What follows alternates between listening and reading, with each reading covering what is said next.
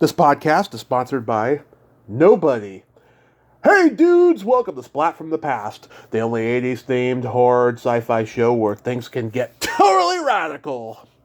Now today, I will be welcoming the gorgeous, the multi-talented Wendy Girard. Wendy played Janet, the friend who introduces Alvy to Annie Hall in the 1977 Woody Allen romantic comedy classic Annie Hall, celebrating its 45th anniversary. She was also a familiar face on TV shows like Magnum PI, The Incredible Hulk, Simon Simon, After MASH, the Twilight Zone reboot, many shows. And she's been through an awful lot in her lifetime. She's been strong the whole way through, and she's such a great lady. It's going to be great to talk to her. But I got to tell you all, we recorded a super long interview last month in October, and Wendy, I personally thought it turned out great, but Wendy didn't feel like she gave it her all. So we're making the second attempt at it. I'm going to know a lot of the answers to the questions, so I'll be guiding her through the interview, and I have a feeling it's going to turn out just as good, if not better, than the first time around. And so it's going to be fantastic.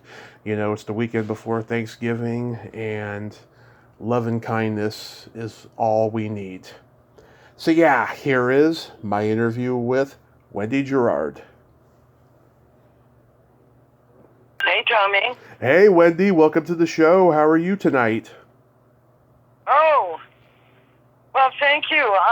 I'm doing pretty good. It's been a little bit of an intense day, so I'm getting a little tired, but otherwise I'm doing great. How are you? I am just spectacular. This is such a great honor. Thank you for taking the time to try this again, because we tried it last month. Yeah. I have to apologize. It's been a really hectic year for me, and Yeah. I know I've put you off several times. Since when? Valentine's Day? It's unbelievable. I can't believe it's that long. It's been that long. You have my apologies, and I'm just so grateful you still want to do it. If I was mad at you, I wouldn't even be talking to you right now. No, I know. I'm the same way.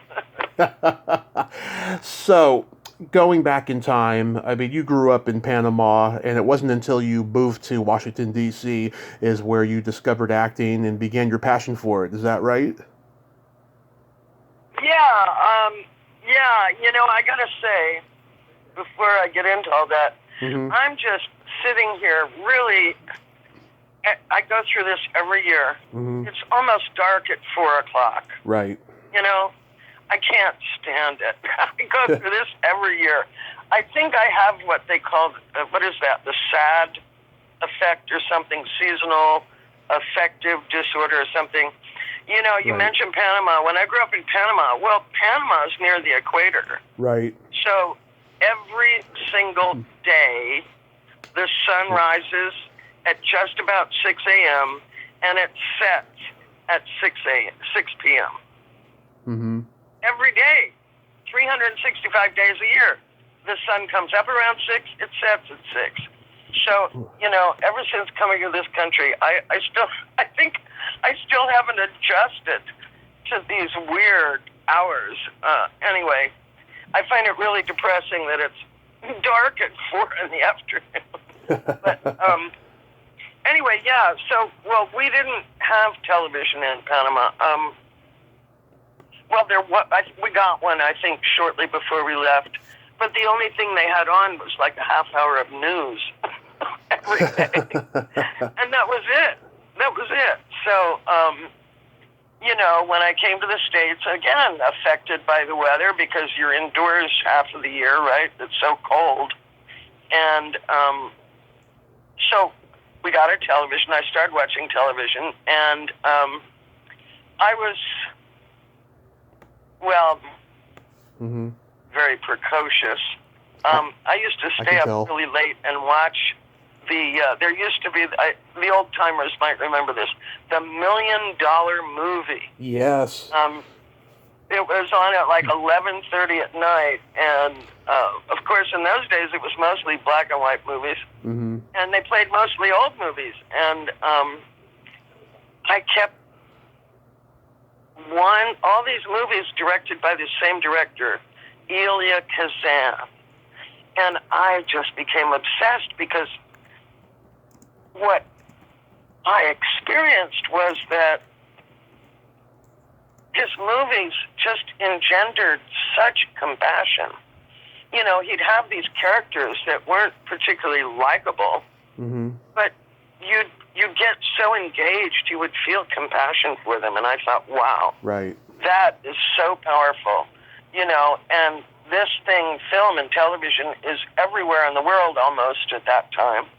I thought, what an incredibly powerful tool this is for teaching compassion, because one of the huge things I experienced, I mean, I was in major culture shock, because Panama was known as the global melting pot of the world at that time. Right. So, I mean, you had every single race, color, creed, whatever you want to call it, every skin tone possible in that tiny little area, that Panama City. And, you know, we moved to Washington, D.C., because my father worked for the federal government. And, you know, I was shocked by the racism. And so this whole thing of, you know, that a movie could help create human understanding just blew my socks off. I thought, wow, what a powerful job and what a powerful tool that is. And so I wanted to become a film director. Of course, I didn't know at the time women weren't allowed to make movies, to direct film, but I didn't know that. So I thought, how am I gonna learn how to do this? And I read in the Washington Post they were holding auditions for a play called Murder in the Cathedral, which was by T.S. Eliot. Right. And I'd already read all of T.S. Eliot's poetry. My mother had a vast poetry library. And so I thought, well, let me go sit in the back row and watch the director and see what directors do. And so I did.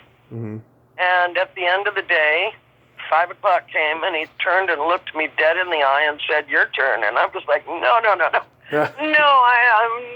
No way. I'm not here to audition. I'm just here to watch. He insisted, so I got up and I read. And of course, you know, being familiar with T.S. Eliot, he cast me on the spot. And it was really cool because it's the story of Thomas A. Becket. And we got to do it in cathedrals and the altars of churches in D.C. So it was really a really extraordinary experience to do this, you know, historical play and do it on church altars and in these huge cathedrals, and it was pretty cool. So that was interesting. And then, you know, I went on and did quite a bit of theater in D.C. and then, you know, from there. Yeah. Did you have some kind of intellectual orgasm, though, when you were completing your first performance? Did you just have this feeling of like, I would like to do this forever? You know, funny you should mention. I think I was a natural. And there is an exhilaration that is really unique, I think, you know, to performers. This feeling of transcendence, in a sense. There's this feeling tuned in when you get out of your own way. My God, what happens? You're really transported into this other human being's life and their world, and my God, it's really an out-of-body experience in a way. Yeah. And it's really magical. It's really kind of mind-blowing when it first happens. And even the second time and the third, every time it happens when you're that connected, where, as Lee Strasberg used to say, when you're tuned in, the music plays itself. And that's how I think about those experiences. You just have to tune in and then let go. And it's pretty mind-blowing when it happens. Doesn't happen all that often, unfortunately, but when it does, it's really, I think every time it's kind of shocking, you know. I mean, it's really extraordinary. What age did you start gravitating toward mime? Oh, well,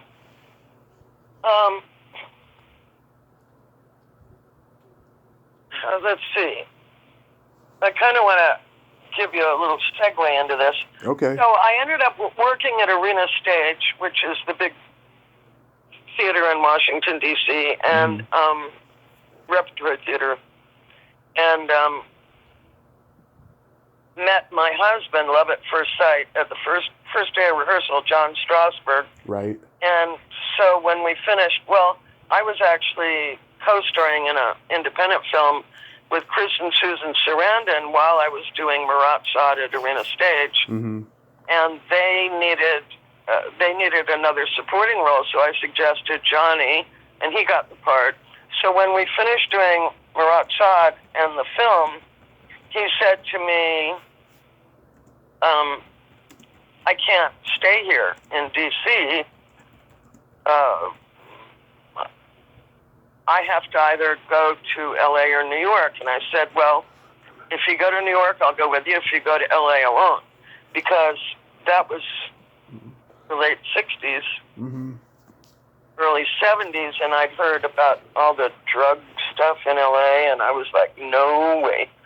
So, and, you know, New York was serious theater. So we went to New York, and I got cast as Miranda in The Tempest. And the guy who played Ariel, the Sprite, was an amazing actor named Bert Huell, who was an actual mime and had studied mime in Paris with Etienne Decroux, who's known as the father of modern mime, corporeal mime, not pantomime.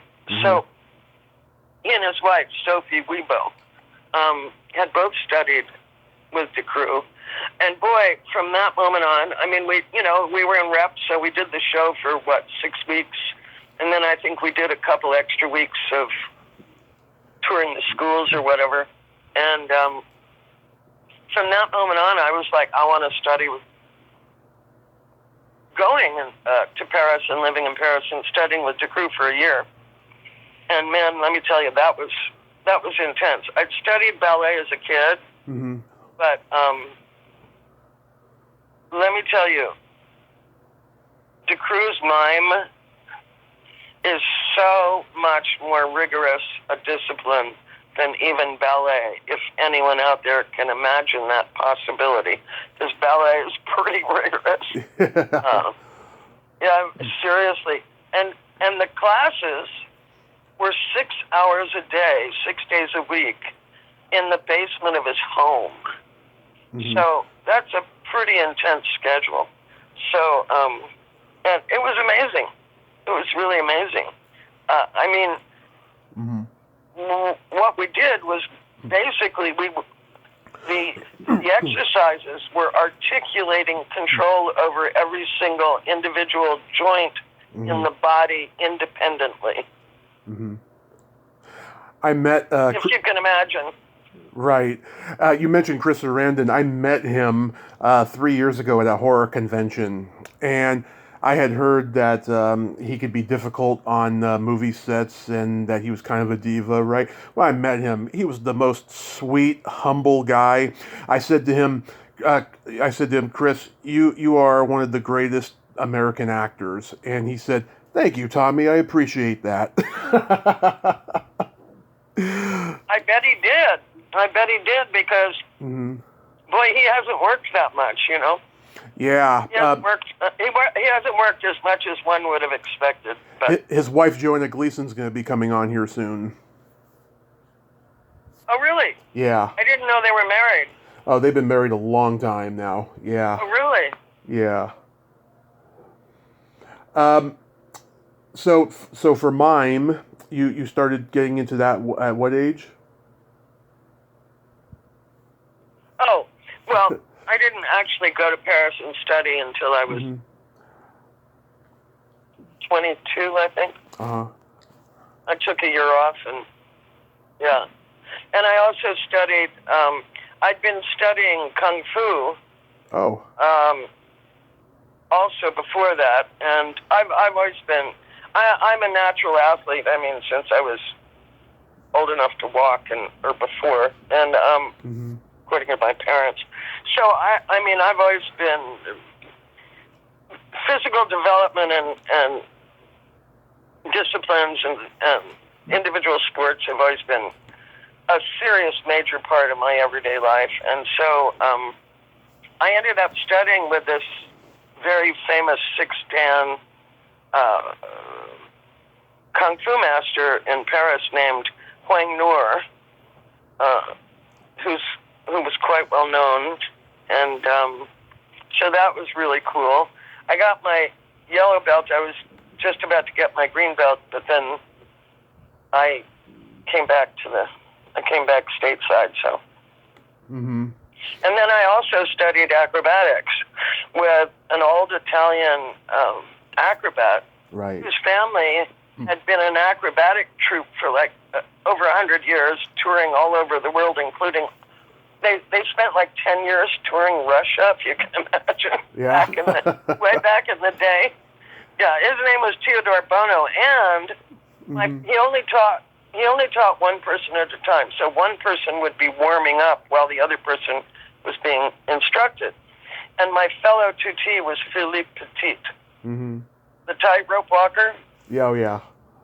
Who walked between the World Trade Center buildings, and they made the movie about Man on Wire, and that with Gordon Levitt, and then that great documentary about the walk.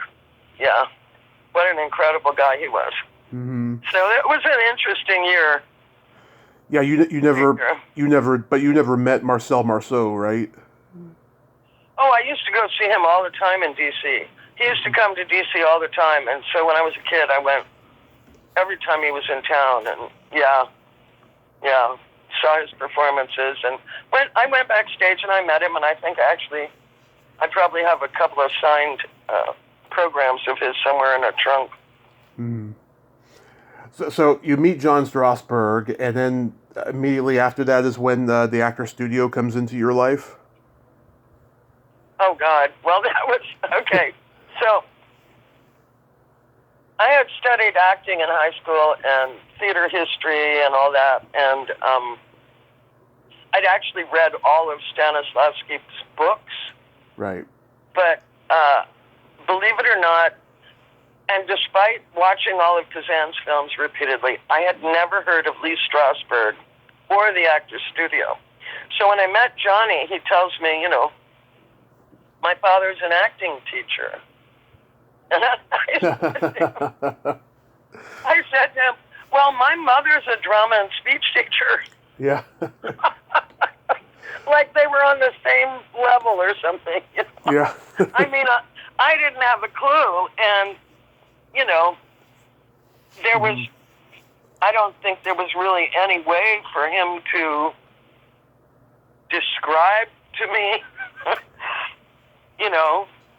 how important Lee was and the studio. I really didn't have a clue, because as soon as we finished working on the film and the play, we moved to New York, and there I was thrown into the middle of it, and he was a member, and that was sort of a major part of life, and it was the Actors Studio, so, I was like, well, can I audition? He said, sure. So I auditioned, and I had done Brecht on Brecht in D.C., which was actually written by George Tabori, whom we'll talk about later. Yeah. There's a connection later. And so I loved Brecht, so I did Grushevac Nazi from the Caucasian Chalk Circle and got in on my first audition. So, thank God. Because, I was hearing stories about people like, 16 auditions to get in. So, I was really grateful to get in on my first audition. But what happened was I was so scared in a way. Because, here was my father-in-law, and, you know, my husband's life, that, you know, he'd grown up. He'd worked on all the Broadway shows that the Actors Studio had produced and all that stuff. So it was, you know, the idea of failing was pretty scary. And I'll tell you what, I went to that magical place. That magical moment happened when you go upstairs to the studio, when during the auditions or even scene work, the lighting is such that you can only see lights on the stage, and the audience is pitch black. Mm-hmm. You can't see the audience. Right. So when I went on stage, I was in the light, and there was no one else there. So I think that helped a lot. But I had one of those rare moments where, you know, the magic happened, and I just went into that transcendent place, and there I was. I was no longer Wendy the actor at the Actors Studio. I was Rusha Vaknadze doing my laundry in a cold mountain stream in the mountains of Serbia or someplace, you know. And that's where I was, and it was amazing. So that was pretty extraordinary. Yeah. Thank God it happened. Thank God the magic happened that day. And you got to hang around guys like Pacino and De Niro and Keitel and all those guys? Oh, yeah. They were all there, and we were all, you know, twice a week and 4 hours at a time. And, you know, I became pretty close friends with Pacino. He was dating Jill Clayburgh at the time. Mm-hmm. So Johnny and I and Al and Jill became a foursome, and Johnny was a baseball player, and so was Al, and so it was, the Actors Studio had the Broadway Show League. They were in the Broadway Show League. Right. So, you know, during the season, we'd be out at the ball field in Central Park twice a week. So that was like 4 days a week. We'd all be hanging out together, and then we go, you know, after the sessions at the studio, we'd go to Joe Allen's for lunch and hang out for hours and hours and hours, you know, till dinner time or after, and, you know, talking about acting and the work and all that stuff. And then with the ball games, afterwards we'd go to O'Neill's Balloon and hang out there, which was a saloon owned by Patrick O'Neill, who was an actor, and hang out there for hours and hours, you know, talking and telling stories and whatever, you know, mostly about the work and whatever, life, who knows, you know, just hanging out. So, yeah, it was pretty incredible. Was James Lipton teaching there? I'm sorry? Was James Lipton teaching there? Oh, no. That was much, much, much later. Okay. That was a few decades later. Yeah. Because it was such a small world back then in New York. Everybody knew each other. Everybody hung out. It was a real community, and it's like lost now, you know, which is sad. It really was. And, you know, when you'd meet another actor that you didn't know, it was like you were instantly family. Right. You were instant brother and sister, or sister and sister, whatever. Yeah, there was a real tightness. You all knew you were a member of the same family. So there was this automatic friendship. It was just there, you know. Right. And it's funny, many years later when I was directing at the studio in LA, I cast all from studio members, and I don't know, it was a big cast. I don't know, 10 or 12, I can't remember, but, you know, so the first sit-down read, I forget how it started, but it was like I realized everybody was like really quiet before the reading even started. Right. Which was like, what's wrong with this picture? You know, actors love to talk. So I was like, do you guys know each other? Now, mind you, the Actors Studio is a very small organization. Right. And, I mean, I think when I joined, there had been less than 1,000 members in 23 years. Yeah, because so many people got rejected, too. Yeah, that's what I hear. So they say. So, I mean, a lot of people doing 10, 12, 16 auditions. Wow, that's a lot of endurance. But anyway, so I was like, do you guys, I was talking to my cast before we started reading, and I said, do you guys know each other? I mean, this is a really small organization. Yeah. The theater doesn't even seat 100 people. I think it seats like 60, 70 people or something. Mm-hmm. So how can you not know each other? I didn't quite get it. So it turned out, no, they didn't know each other. So I ended up introducing everybody, or having everybody introduce themselves. And I said,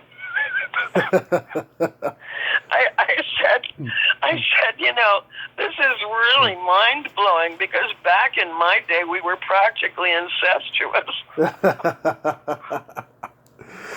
And, there was some truth to that. Yeah. It was a really tight group back in the old days. Yeah. So, yeah. Wonderful days. So, according... They were. We were all so inspired, and yeah. And it wasn't just Lee Strasberg. My God, Kazan would take some of the sessions.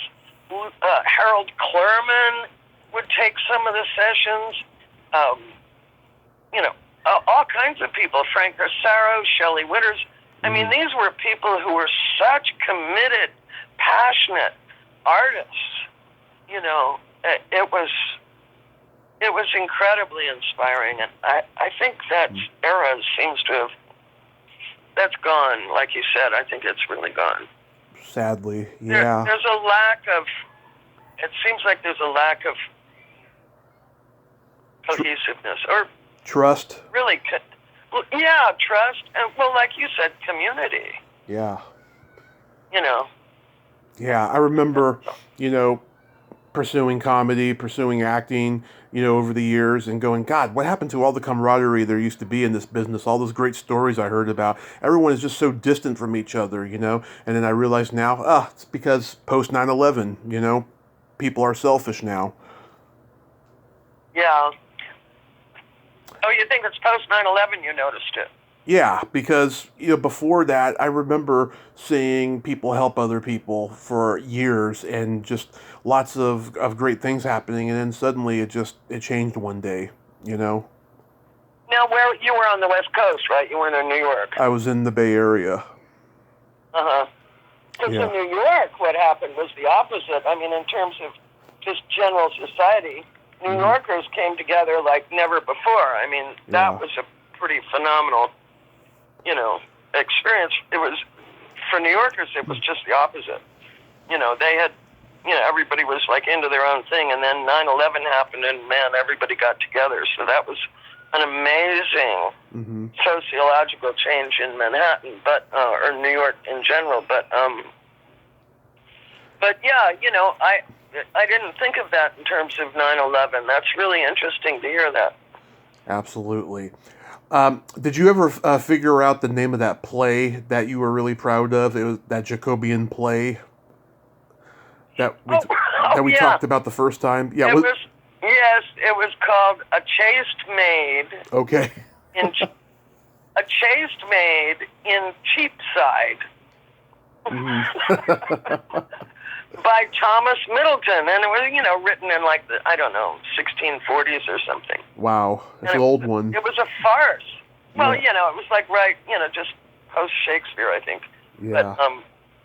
But it was an outrageous farce. A chaste maid in Cheapside. Yes. And I played the chaste maid in Cheapside. I was Lady Kicks. And I was married to a fop. And I wanted to get pregnant. And he was too busy being a fop. And so I spend my whole life trying to seduce him or, manipulate him or, a lot of time pouting and doing all these sort of coquettish, what do you call it? I can't think of the word. Mischievous. Yeah,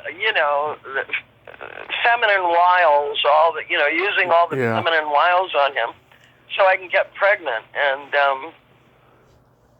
meanwhile, I'm dressed up like Queen Elizabeth I and, flaunting my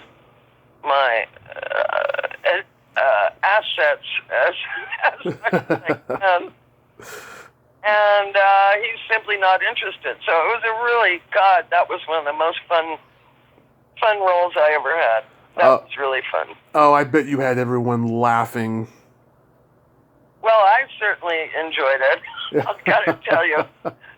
I got this red wig and I raised the hairline so, like Queen Elizabeth, and put these little tiny tight red curls in the front, and did my sort of powdery white makeup and big red lips, pouty heart-shaped lips, and it was a lot of fun.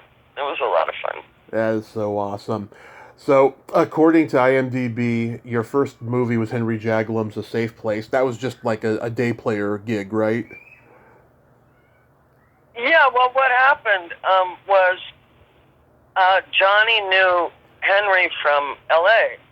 Johnny used to be the acting teacher at Columbia Studios. Mm-hmm. And so I think he also knew Nicholson back then, too. Yeah. When he was first starting. Anyway, so Henry asked us to be in the party scene.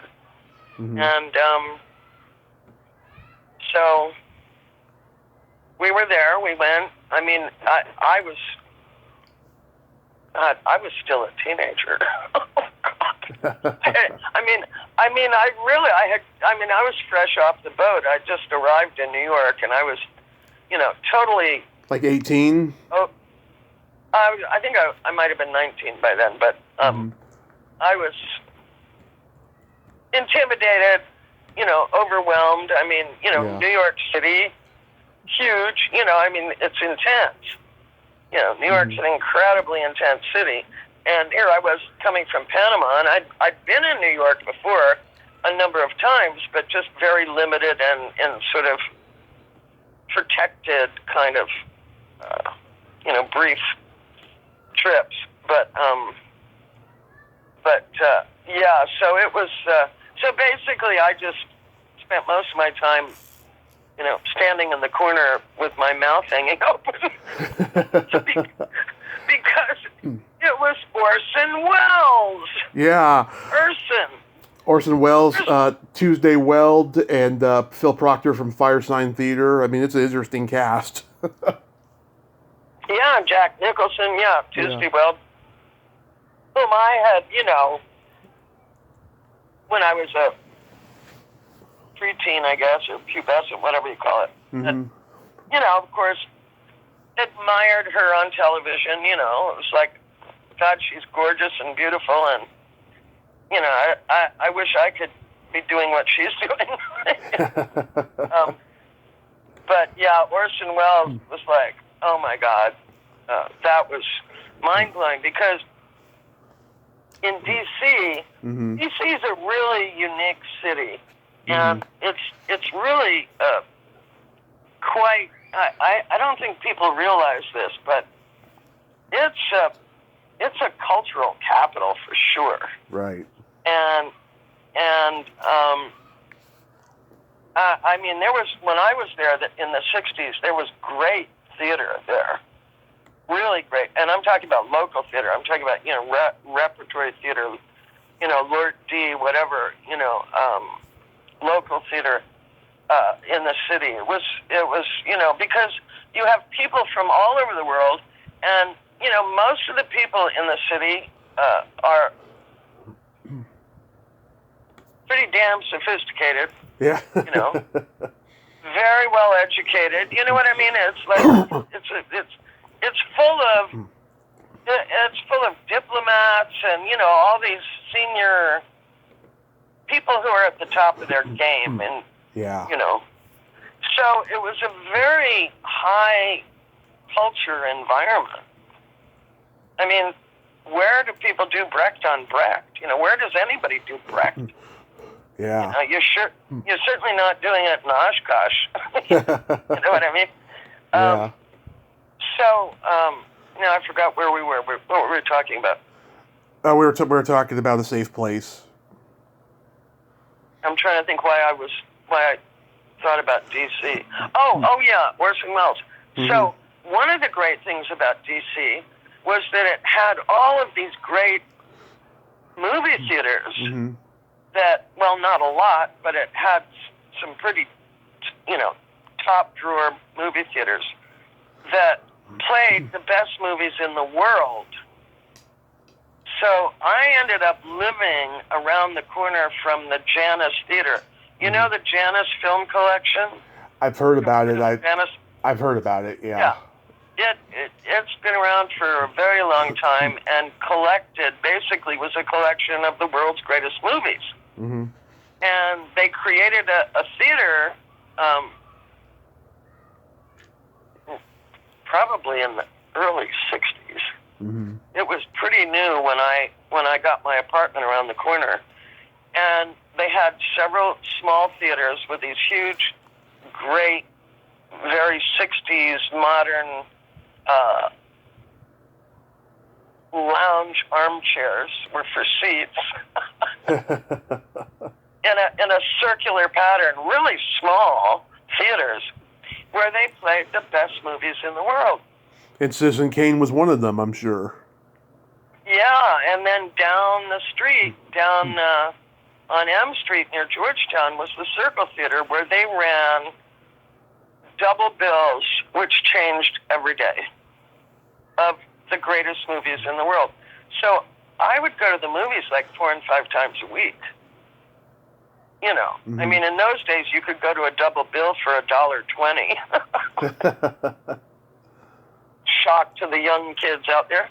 So, I knew who Orson Welles was, and I'd seen his, all of his films numerous times. So, yeah, that was, I was standing in the corner with my mouth open. And then, I got to smile and nod at him, but, what was I going to say? You didn't actually talk to him. I was a teenager. There was the god of movies. Yeah. No, I was struck dumb. Yeah. And then you made, then you were in Silver Streak. I love that movie. I used to watch it over and over again when I was a kid. The scene where Pryor has Wilder putting on the blackface makeup is hilarious. Oh, yeah. I love that scene. That's a great scene. Yeah, I just had a really small bit part, actually. Jill Clayburgh, I'd been working at the studio and doing plays in New York, and Jill said, you need to go to L.A. Mm-hmm. And so she hired me as her stand-in for Silver Streak, which meant, and so we flew to L.A., and which meant that I was on the set from morning till night every single day throughout that entire shoot, almost. Wow. I mean, I think there were only a couple days that she didn't have to be on the set. Mm-hmm. So I got to hang out with all those people, and that was pretty amazing. What an introduction to L.A. I mean, Richie Pryor and Gene Wilder, and oh my God, the list goes on. Patrick McGowan. Scatman Crothers. Scatman Crothers. Oh my God, I fell in love with him. He had this really, really old 4-string guitar. God, I want to think. Mm-hmm. I can't remember the name. He had a name for it. I can't think of the name for it. But it was this really old 4-string guitar. Man, that guy just, when he wasn't on the set, he was nonstop playing. So I hung out a lot in his trailer just listening to him play, and that was, what a great guy he was. Yeah. God. Oh, a legend. He was funny, and, you know, he was just a great human being. What were you going to say? I was just going to say he was a legend, you know, and he got success, you know, as an actor later in life, you know, and thanks to guys like Jack Nicholson putting him in movies like One Flew Over the Cuckoo's Nest and The Shining and stuff. Right, yeah. Well, he actually started in the entertainment industry, I think, pretty young. Yeah, singing. As a musician, but yeah, you're right, and then he acted like crazy after that, after One Who Flew Over the Cuckoo's Nest. What a great movie that was.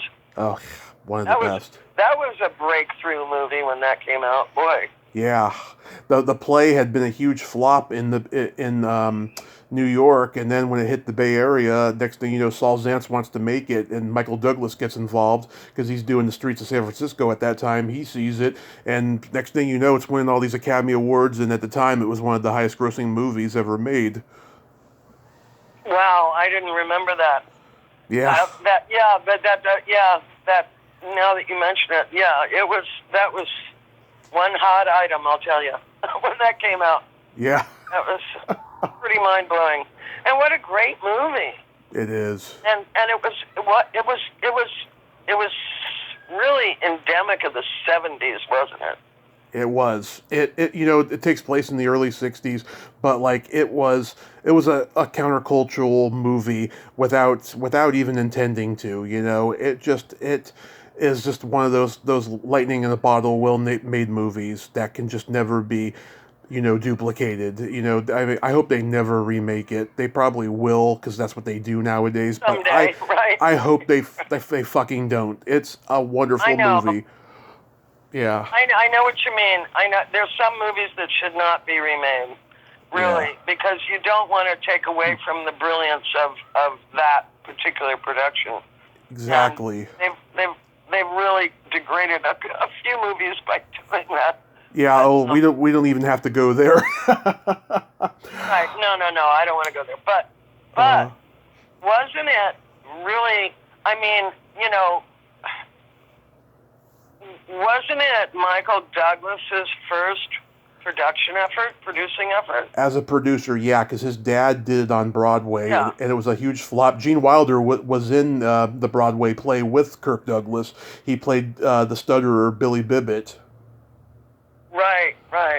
Wow, God, you've got a good memory. It's one of my favorite movies. You got a good memory, man. It's one of my favorite movies of all time. You know, my dad was showing that movie to me long before he should have. I was like 6.5, 7 when he showed it to me. Oh. And I just fell in love with it. Wow. I can imagine.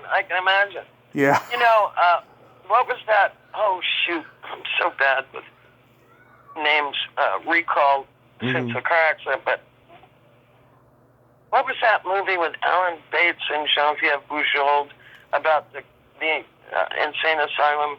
The Fixer? King of Hearts? Was it King of Hearts? It's either that or The Fixer. I'll look it up. Not The Fixer. I'll look it up. Yeah, Anyway, what I was starting to say is that wasn't that kind of the beginning, or certainly one of the early films of the, you know, 70s, when all of a sudden you started having these independent director filmmakers outside the studio system? Yeah. One Who Flew Over the Cuckoo's Nest. Well, wasn't that one of the first sort of seminal films that was a part of that thing of the auteur films in Hollywood? Kinda, like, okay, so like Easy Rider was probably the first Right, official one. Like, Fonda and Hopper, they had been in the Hollywood right. system. They didn't like it. They tried to get this movie made, and no one wanted to make it. So they made it independently, and then Columbia ended up distributing it, and it became a huge success. So I think that's officially the first one. Right, right. And then did Cuckoo's Nest follow shortly after that? It was about 6 years after that, but there was like Oh, movies. There was movies in between, like Billy Jack and oh yeah. God. You know what? I I'm loved those Billy Jack movies. Well, of course, I was studying kung fu, so I really, I loved, yeah, I loved all. I loved Bruce Lee and all that Yeah, stuff. and like everything Robert Altman was doing was outside of the Oh, studio system. oh Yeah. my God. Oh my God. One of my favorite films of all time hmm is Peter Sellers. Shoot. Peter Sellers never worked with Altman. Oh, what was the film? Oh, what was? Okay, then I'm not thinking straight. Is it the Blake Edwards movie, The Party? No, the one where he walks on water at the end. Oh, Being There. That's Hal Ashby. Yeah. Yeah, Oh, Hal Ashby. Right, Hal right. Ashby. Yeah. That's one of my favorite movies. That character he plays, that's like me. Like I have a little bit. Muncie Gardner. I have a little bit of Muncie Gardner. yeah. Yeah, go ahead. I have a little bit of Asperger's syndrome, and like without even intending to, I influence people all the time, and that's what his character does in the movie. So people ask me, "What character from a movie do you identify with the most?" And I say, "Peter Sellers in Being There." Yep. What a great film that is. And you know how they came up with the ending? How? They couldn't figure out how to end it.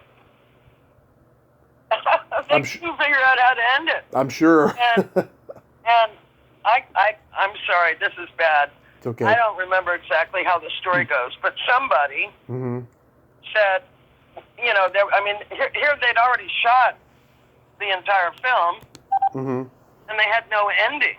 Yeah. And somebody says, well, why don't you just have him walk the hell on water? Yeah. And that's what they did. Yeah. Brilliant, brilliant, brilliant, brilliant, brilliant It film. is. That film is, to me, that's definitely in the top 100 of my all-time list. Wait, when you were doing Silver Streak, did you work with Valerie Curtin? No, not directly. No, I didn't. Yeah, she was with. Do you know her? No, she was with Barry Levinson at that time. They were screenwriting partners and then became husband and wife. And then they did that movie Best Friends with Burt Reynolds and Goldie Hawn playing them. Oh yeah, well she was a funny lady. Yeah. She's a funny. I mean, talk about deadpan. Yeah. You know. And her cousin Dry is humor. her cousin is Jane Curtin from Saturday Night Live. Oh really? Oh, I didn't know that. Yeah. So, how do you get cast in Annie Hall? Oh.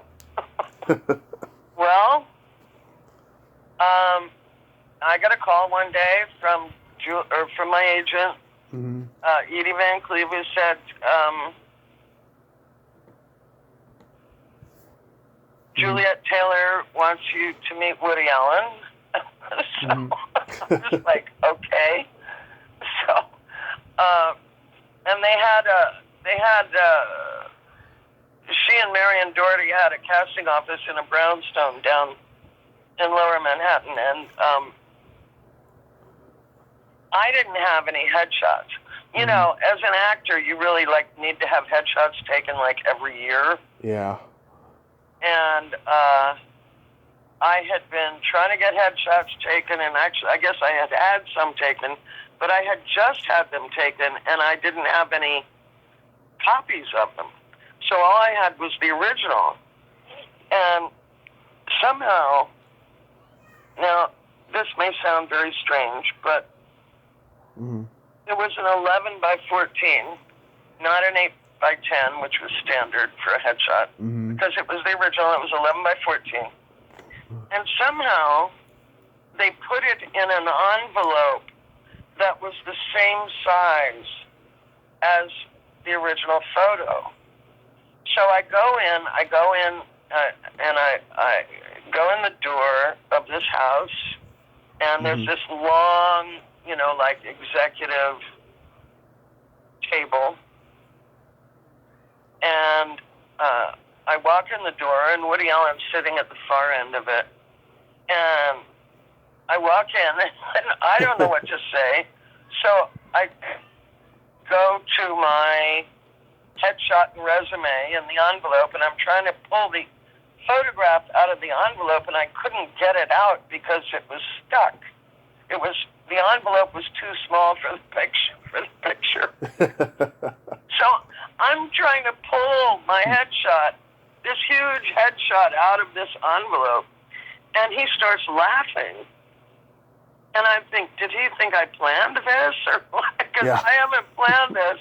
And I'm really embarrassed and desperate and, sort of beside myself and hemming and hawing. And he was laughing hysterically, and he loved it, and he cast me on the spot. Wow. So if that envelope had fit the photograph, or the photograph had fit the envelope, I'm convinced I would never have been cast. Yeah, maybe not. It probably would have went to, I don't know, Susan Lucci or somebody at that time. I mean, he probably thought I was doing a comedy bit. But I was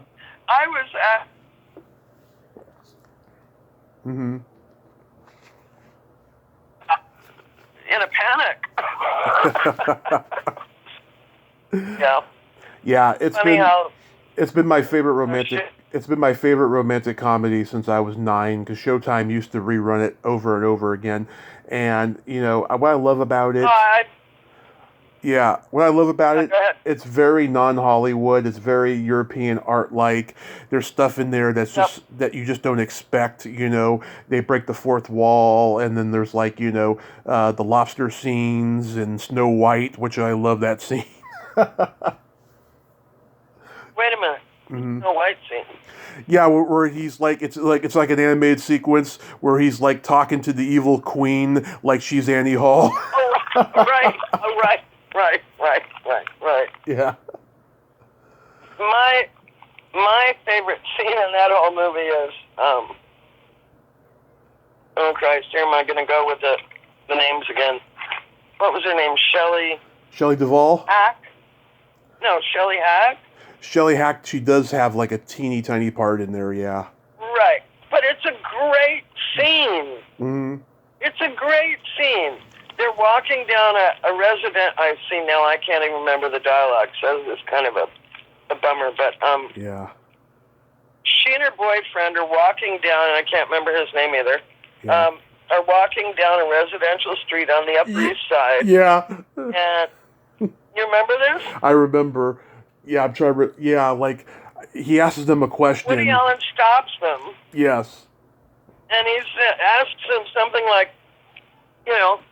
what do you think the secret is to your success? Yeah. and I wish I should know this dialogue, because I think it's the greatest scene in the movie. And he says, well, I basically have no thoughts, and she's empty-headed. Oh. Something like that. Yeah. Or completely vacuous, or, it was like, oh my, to me that was my favorite. Oh yeah, and then he says and then he asks some guy a question. He says, I think he asks him the same question or something, and he says something like, "I use a detergent" or something like that. And Woody's all, "You use a detergent? Okay, well, I just asked you ask a psychopath that question, that you're gonna get a psychopathic answer." It's an absolutely brilliant film. Yeah.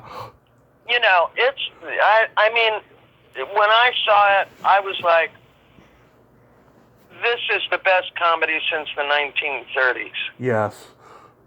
And I'm a huge Huge, huge, huge fan of the 30s comedies. Oh my God. To me, they're the best. Bringing Up Baby so and smart. Huh? Bringing Up Baby and all the Capra stuff. Yeah. Almost all of the comedies. Mm-hmm. I mean, I can watch any comedy from the 30s, and it's just crackerjack. They're smart. They're women. Well, here's the key thing, I think. Mm-hmm. Women are treated as equals. Yes. And then, World War II comes along, and then after World War II, man, women get pushed back down, to barefoot and pregnant. 9 out of 10 times, yes, I agree. Yeah, but in those films, you had the two love interests, the man and the woman, sparring equally with each other, and just scintillating, smart, intelligent, snappy. I mean, just really phenomenal. Just great, great entertainment. Intelligent entertainment. My big problem today is I can hardly find anything intelligent. I can't find anything intelligent. It's too modern. Everything's... yeah. I watch... almost everything I watch is on British television. Oh. A lot of PBS stuff. Yeah, PBS and Acorn TV and BritBox, and I mean, I swear that's really because I just don't have any taste for the constant lowering of the common denominator. Yeah. Two of my favorite scenes. I love when Alvy is recovering from bad sex with Shelley Duvall because Shelley Duvall's belly button is showing in that scene, and it turns me on. It's the only time I've ever seen it in a movie ever. She's like, sorry it took so long for me to finish, and he's like, it's okay, I'm getting feeling back in my jaw. Right. That's hysterical. And then it's hysterical. You see him on the Dick Cavett show, and this was obviously not a real one. I love this. Even though Woody used to go on the Dick Cavett show, I don't think this was a real one. I think they just made it for the movie. He's there, and there's that army general, and he's like, they didn't take me in the army. I was 4P. In the event of a war, I'm a hostage.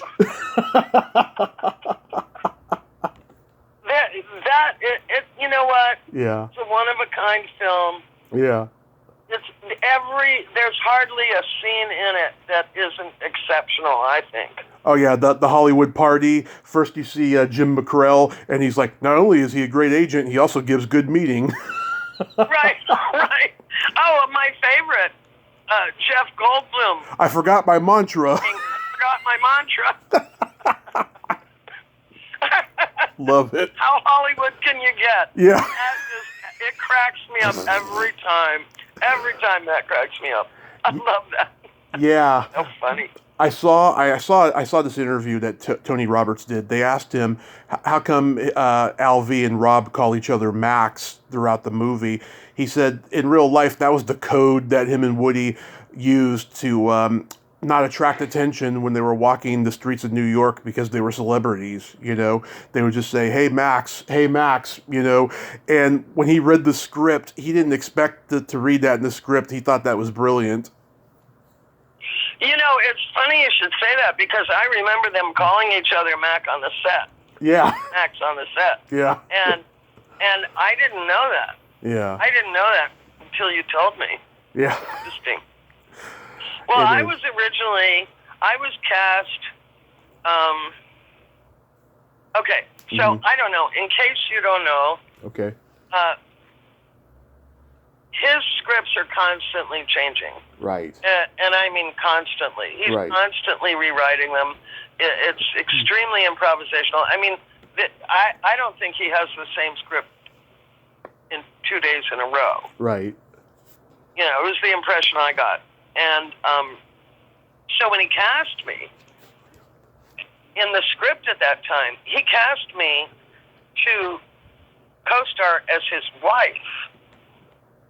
Mm-hmm. So, all those scenes at in Montauk or wherever, the lobster scenes, all that stuff, Yeah. all those were mine, all of them. Yeah. I mean, there were,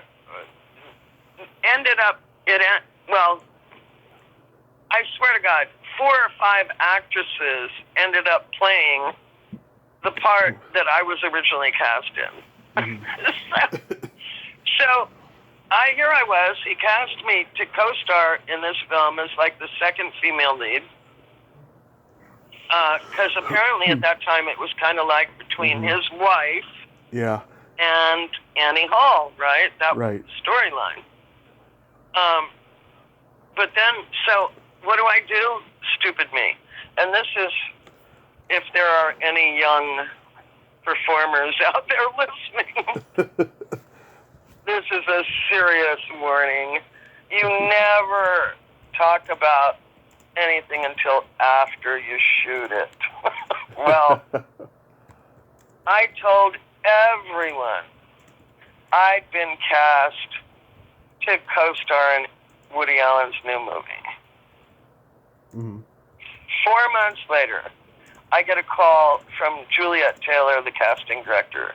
Right. And she says, I'm sorry to tell you this, but Diane has demoted you. Yeah. Basically. I mean, I'm not quoting her, but Diane reduced my role to one scene. Introducing Woody to Diane in the tennis scene as Tony Roberts' girlfriend. And that was it. So here I'd gone around for 4 months telling everyone that I had a starring role in a Woody Allen picture, and now I'm, been relegated to 21 seconds on the screen. Oh my God. I was so devastated. I mean, seriously, this was so traumatic to me psychologically. Yeah. My career. It was so embarrassing. It was just devastating.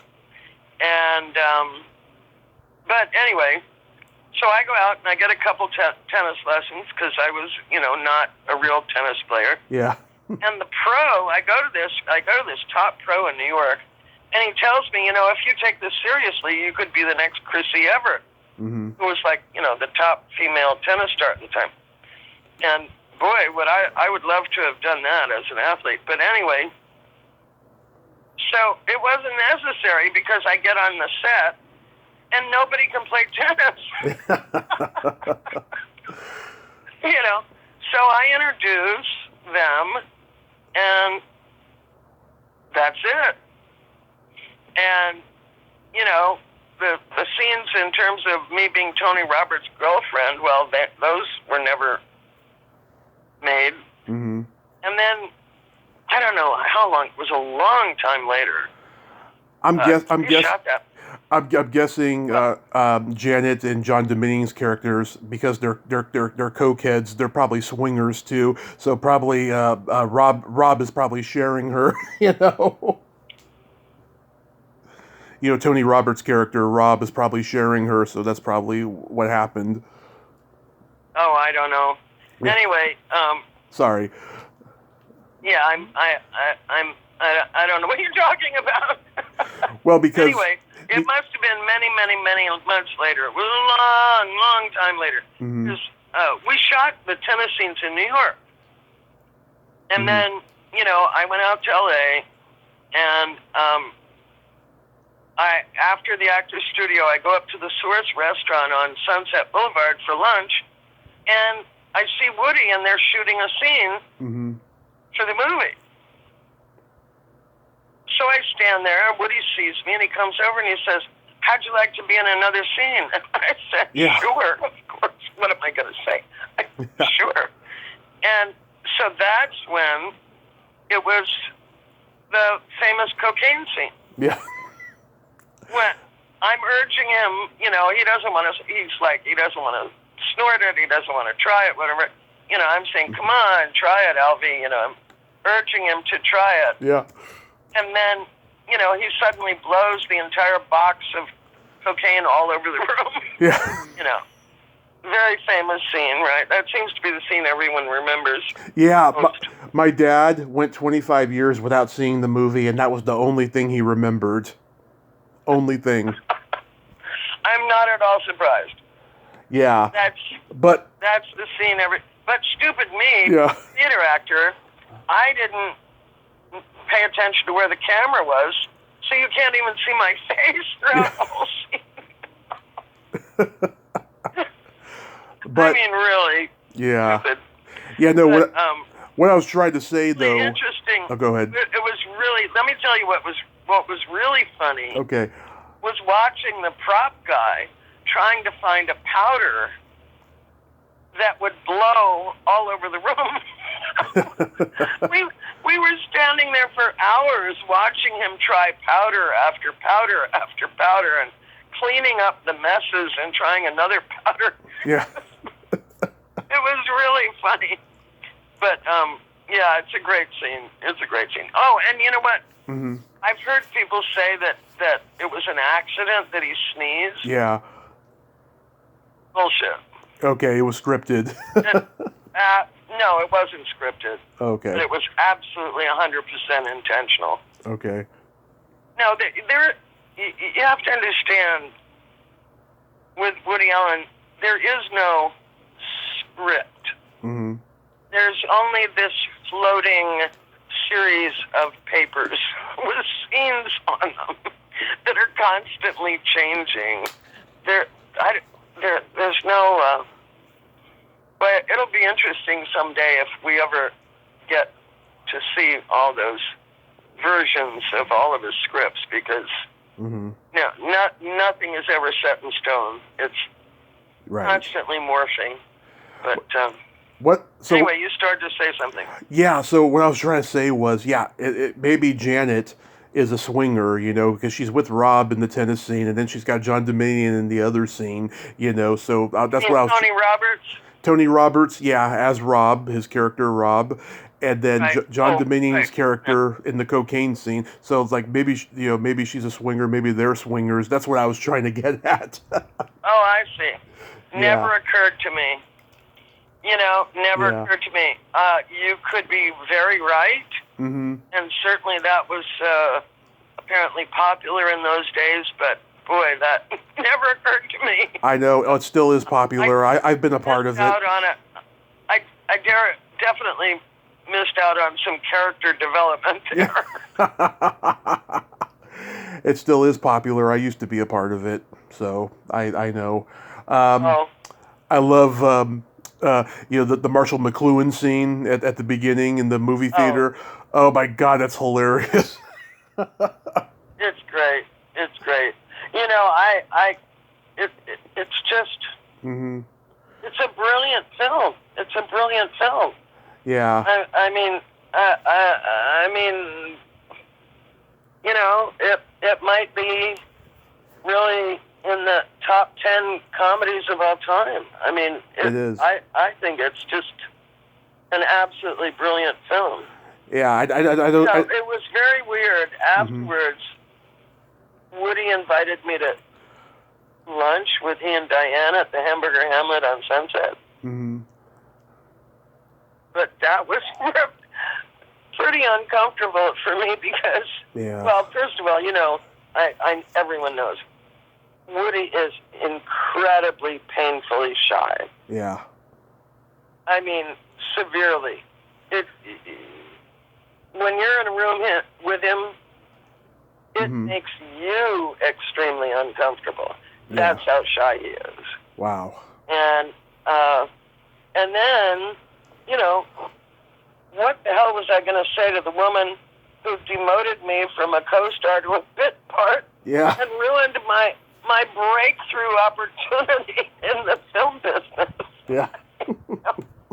So here the three of us are sitting at Hamburger Hamlet, and nobody's saying anything to anybody, and we're just kind of awkwardly looking at each other and eating, and I mean, it was so weird. It was so weird. I have no idea what the hell he was thinking, but...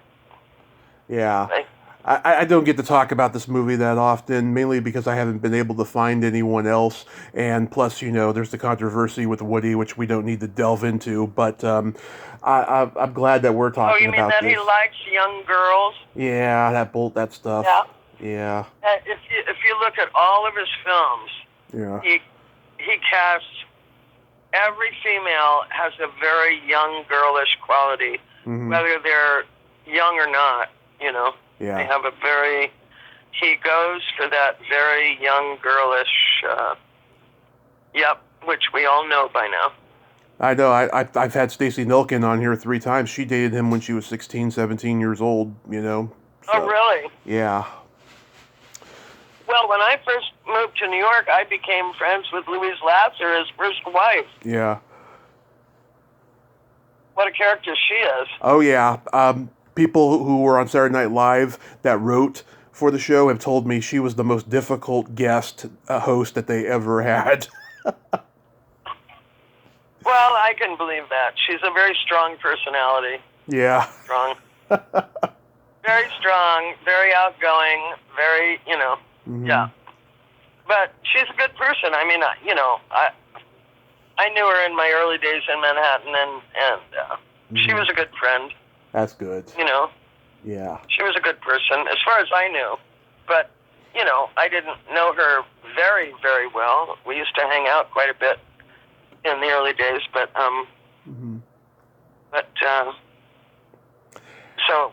but, yeah, she was a very strong personality, for sure. Yeah. So you had a recurring role on As the World Turns. How was that experience? Because I've talked to people, and they told me soap opera acting is the hardest thing to do because of all the dialogue you have to memorize. Oh, no question. No question at all. I don't know how they do it. It's unbelievable. Because basically, you don't get a script until you arrive, and then as soon as you're in, makeup and wardrobe or out of makeup and wardrobe, you're on, and there's really no rehearsal. I don't know how the hell they do it. It was insane. I mean, especially for someone coming from the theater, despite my improv experience, my Viola Spolin year with a improv troupe, it was nuts. You're walking onto the set and they're handing you your lines. Right. You got 2 minutes between the time they hand you your lines to the time the camera's rolling. I mean, I really don't know. It was really intense. I don't know how they do it. Well, it just becomes a part of the practice, I guess. But I was actually a contract player. And I was cast as Nurse Connie Fuller to Larry Brigman's Dr. John Dixon. Right. And my first scene is I enter from the back room into the front room to tell him that we're ready for surgery.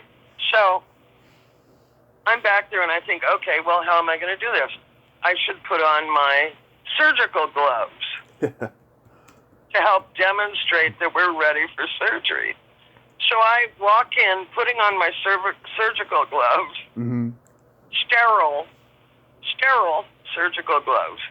And I'm so nervous, I think, I got to relax. So what do? I lean one sterile gloved hand on the doorway. Right. And say, doctor, we're ready for you. Consequently, contaminating the hell out of the sterile glove. So I guess we must have killed the patient from an infection, but I don't think they wrote that the next day. So afterwards, as soon as they say cut, I go to the AD and I go, we got to reshoot. I put my sterile surgical glove on the door jamb, and he goes, oh, it's not important. Moving on. I was like, what do you mean it's not important? No, that was my introduction to soap operas. And then, so Yeah. you guest starred on Magnum PI. How was that experience? Oh my God! Well, that was pretty incredible. I mean, what a great gig to get flown to Hawaii to shoot outdoors and spend time on the great King Kamehameha yacht and go scuba diving and ride around in a Maserati and come on. Yeah. That was pretty amazing. And but it was interesting because the writer was Reuben Leader, who was actually the brother of director Mimi Leader, who I knew from when she cast me as the lead in the world premiere of Playing for Time, which was the adaptation of the Fania Fenelon biography about the women's orchestra in Auschwitz. Okay. And I played Gustav Mahler's niece, Alma Rose, who was a famous concert violinist at the time, and the orchestra conductor of the women's orchestra in Auschwitz. And Mimi came to me one day during rehearsal, and she said she'd gotten her adaptation from the biography down to 9 hours and was stuck and didn't know what to do. Now, this was a play for the theater. Right. 9 hours, it doesn't cut it. So I said, okay, let me look at it. And I got it down to 3 hours. Took me about 2 days. Well, we're still in full rehearsal. But I did it. I just cut the hell out of it. Got it down to 3 hours. And anyway, it was Mimi's brother, Reuben Leader, who was writing for Universal at that time and wrote Magnum PI. So Reuben writes my character in the Magnum script as a marine biologist who saves Magnum's life 3 times in the show. Now, I guess they knew I was, a lifelong athlete, whatever. But let me tell you, that was one hell of a breakthrough for feminism and TV episodics. Oh, yeah. To have little old me, saving big, huge Magnum's life 3 times in the show. Magnum of all, he was like the number one, male star hero on television at the time. Cop shows, yeah. Tom Selleck, he was it. He was the cat's pajamas. So, I have these 3 scenes where I save his life. One, I'm diving off the bow of the, huge yacht, the King Kamehameha II, to save Magnum from drowning and literally dragging him, with my arm around his neck, swimming backwards, saving his life. And then at some point, we're on the yacht and there's an abandoned speedboat or something, and it's up to me to grab the tow line from the... I'm on the yacht, and I've got to grab the tow line of this boat, but we're moving. The boat's moving.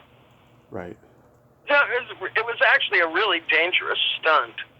They should have probably had a stunt person do it. Yeah. So I had to run and grab this tow line of a boat that was moored while the yacht's moving. I don't know if you have spent much time at sea, but anyway, no. It was quite a feat. And, it was quite a feat. I mean, and like I say, it was potentially dangerous, and they probably should have had a stunt person do it. But anyway, yeah, I did it. And then,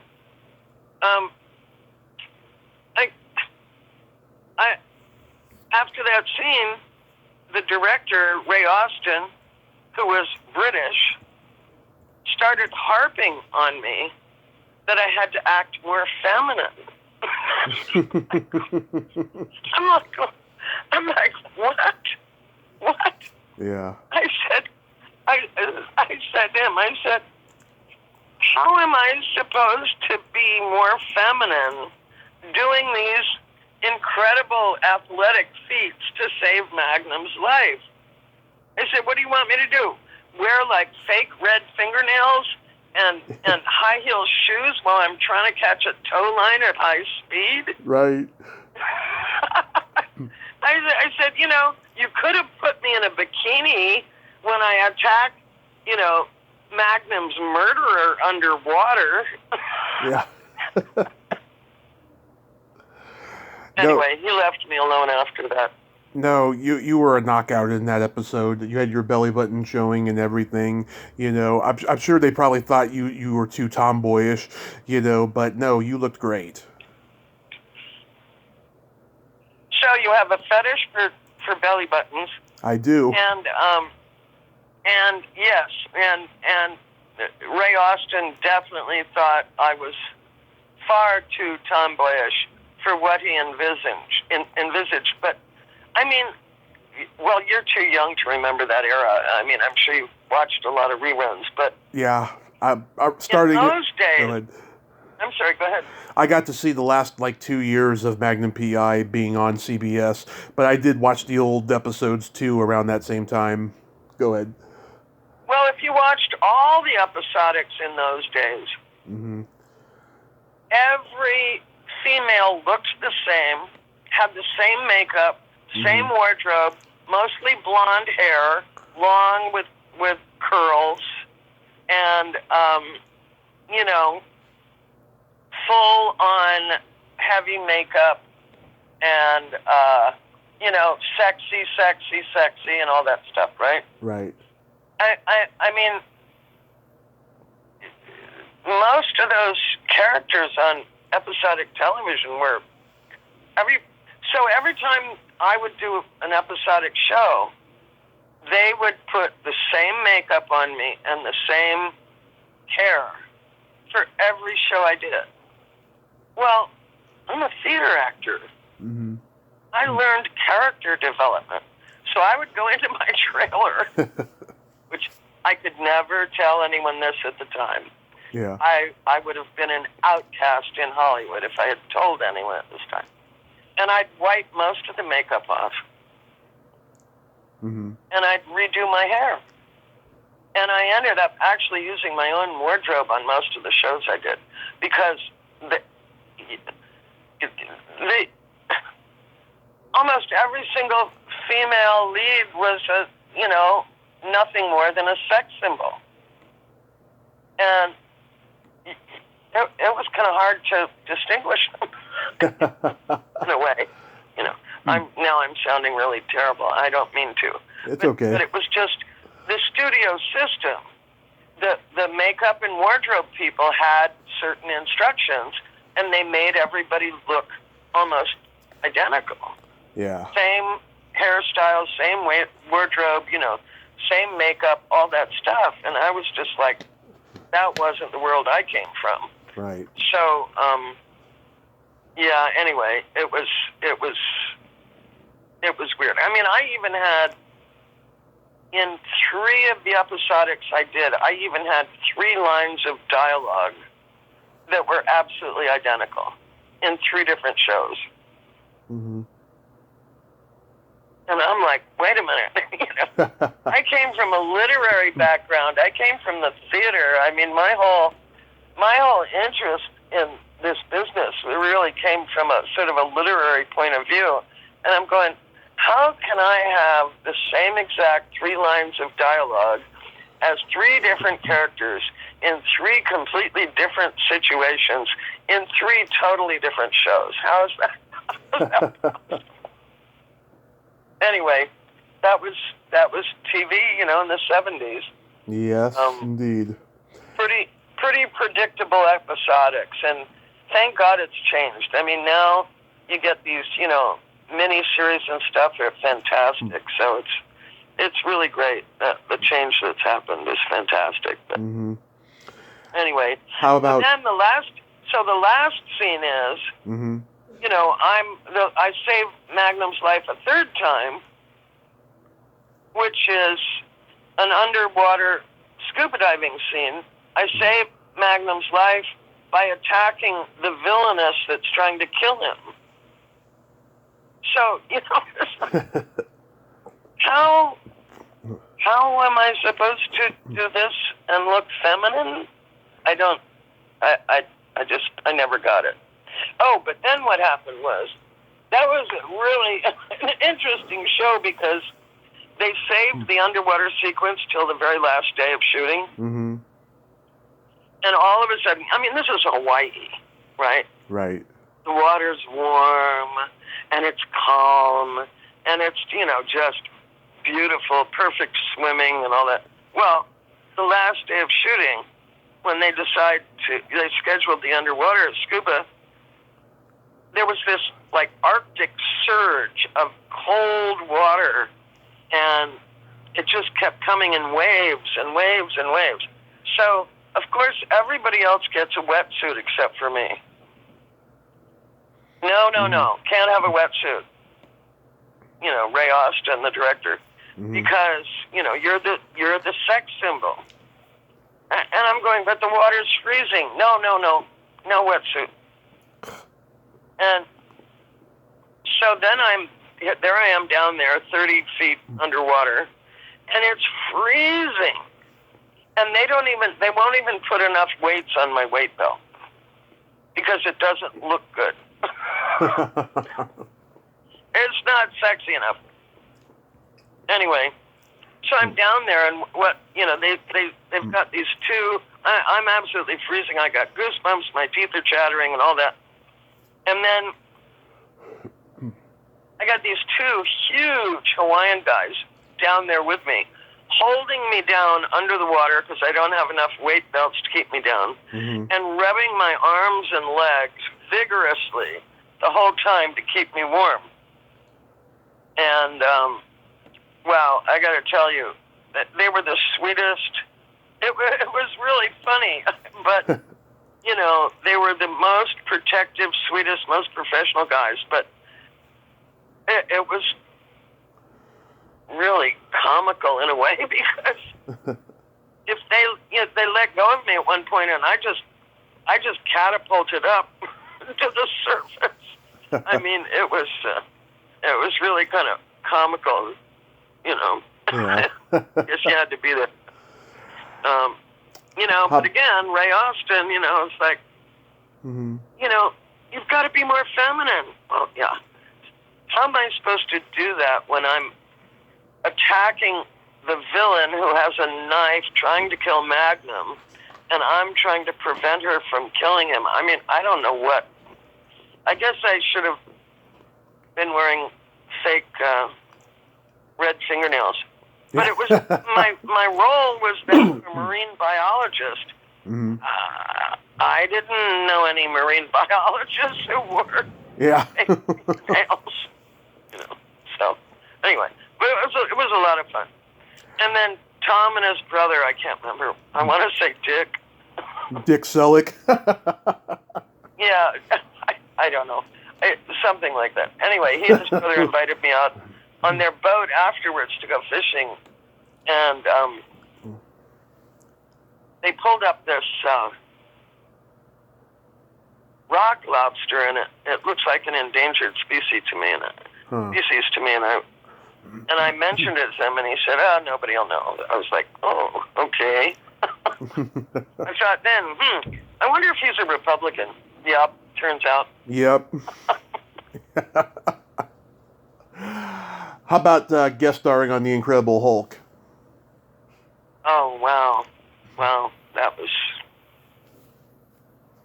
really something. Well, that was actually the first episodic television I did. And I had somebody who became a really dear friend, very close friend of mine. Mike Stewart had found me in the Academy directory and called me up. And he was working for a friend of Nick's whose name I'm not coming right now, Bob. I can't. Anyway, some old friend of Nick's. Apparently Nick and Bob were trying to get some projects going or whatever. And so Michael was like, trying to help them with casting or whatever. So he sees me in the Academy directory, and he calls me up out of the blue, and ends up setting up a meeting for me with Nick Correa. Well, Nick at that time was a producer, writer at Universal on The Incredible Hulk. So I met with Nick a few times. We got along really well. Nick was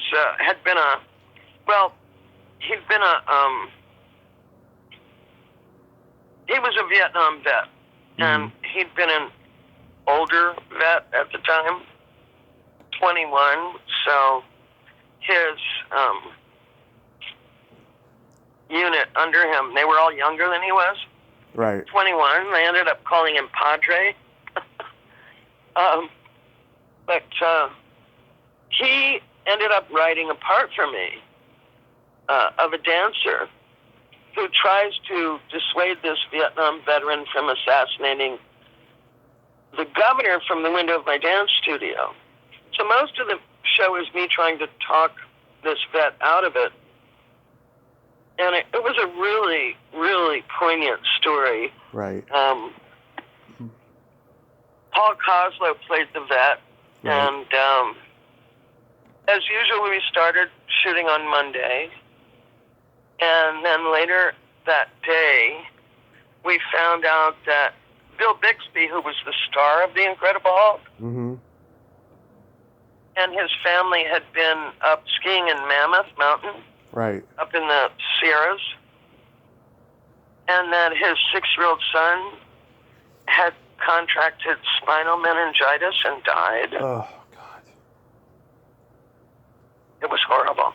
It was horrible. Yeah. It was just so terribly tragic, and it cast a pall over the whole show. And it actually, in a way, well, when I first read the script, I told Nick, I said, you know what, I'm sorry to say this, but I just don't really see myself being carried off by a green monster. And so he actually cut that out. And so the whole show ended up being mostly just me trying to talk Paul Coslow out of assassinating this governor. So it ended up being a really serious show. And, in a way, I really think that was kind of fortuitous, given the horrific tragedy. There was no way. Yeah. My great aunt was good friends with the Bixby family. Say that again? My great aunt was good friends with the Bixby family. She was the head of craft services at the Hilton in San Francisco, and the Bixbys used to come there whenever Bill was in town, and she got to know them for years and years.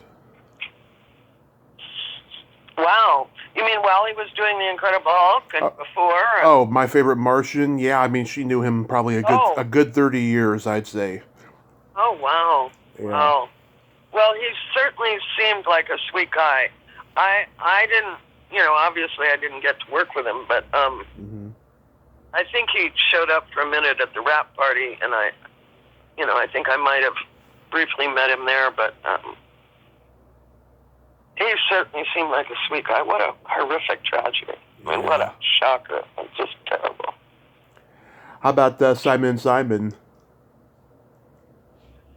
I'm sorry, what? How about Simon & Simon? Oh, that was fun. Yeah. That was fun. Well, I don't know if you've ever seen the show, but... I grew up watching it. I love that theme song. That is like the best theme song ever, that guitar. Oh, yeah. Well, Jameson Parker and Gerald McRaney are, just two really nice guys. Really nice, laid back, easygoing, and actually, Jameson Parker, who's I think he's from Baltimore, actually. She started acting in Baltimore. I was acting in D.C. He ended up at the Washington Theater Club in D.C. Mm-hmm. When I was there, I kind of imposed myself. I mean, at the theater club, not on him. I actually made because to me, it was the best theater in Washington, and so because it was very avant-garde, they were doing almost all either world premieres or national premieres of new plays. Yeah. And by now famous playwrights, but in those days, they were really fostering young new playwrights, and so it was really hip and avant-garde and cutting edge and stuff. So I just made myself indispensable. I kind of camped out there, and I made friends with Hazel Wentworth, who was the owner, and had a house across the street, and ended up, staying in one of her daughter's bedrooms, and cleaning the toilets and sweeping the floors, and cleaning the dressing rooms and handing out tickets, and sitting in on classes with Davy Marlon Jones, who was the artistic director, and all that stuff. Anyway, that was when I was, my mid-teens. And actually, Jameson spent a season there doing some plays. So I knew Jameson from there, although he didn't really remember me that well. But I remembered him. So that was kind of cool, That actually kind of happened to me a lot, where I ended up, well, like you say, it's a small world, and in those days it was a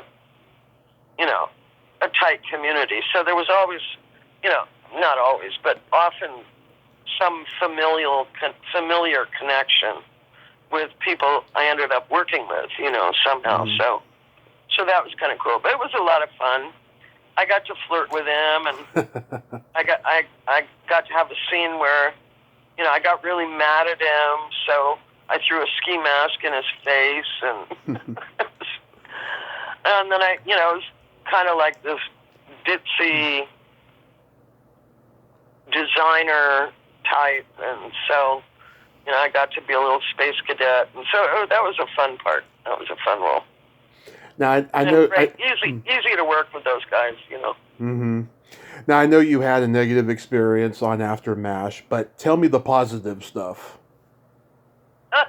Well, I don't think I can tell you the positive stuff without the negative, but anyway, I got a call, to meet with the great Ken Levine and David Isaacs at 20th Century Fox. They were a producer-writer team, famous for a lot of the best comedies on television. And this was the sequel from MASH, one of the most popular shows in the history of television. So they asked me to meet with them. I met with them, and we had several meetings, and they were pretty long meetings, and went on for hours, because they wanted to. They had this idea for After MASH, the sequel to MASH, that took place in a veterans hospital in the U.S. after the Korean War, but they didn't have a Hawkeye character. They had a lot of the original cast from MASH. They had Jamie Farr and the great Harry Morgan. Oh, right. God. Oh, one of the greats. Oh, my God. I became a fan of his when I first started watching movies, when I was like 9-10 years old. I just fell in love with Harry Morgan. And who was it that played Father Mulcahy? William Christopher. Was it? Yeah. And, so it had a lot. And then the guy who played Radar. Gary Berghoff. Right. Gary Berghoff. And so they had a lot of the original cast. And additional cast. It was the additional cast was fantastic. Anne Petuniak played Harry Morgan's wife, and who was it? Rosalind Lee. Now let me look that up. Yeah, my friend Lois Foraker, I think she had just left the show when you got there, because I mentioned your name to her the other day when I talked to her, and she said, yeah, that name didn't ring a bell. Well, I doubt it. I doubt my name rings anybody's bell on that show. I know it sounds awful. Anyway, I know. Huh? I know it sounds awful. Rosalind Chow, that was her name. That's it. Well, that's it. Rosalind Chow, and Brandis Kemp, and I mean, it was a great cast of people. Peter Michael Getz. Sorry? Peter Michael Getz. He played Wally Wainwright. Oh, he was wonderful. He was terrific. He was very funny. Yeah.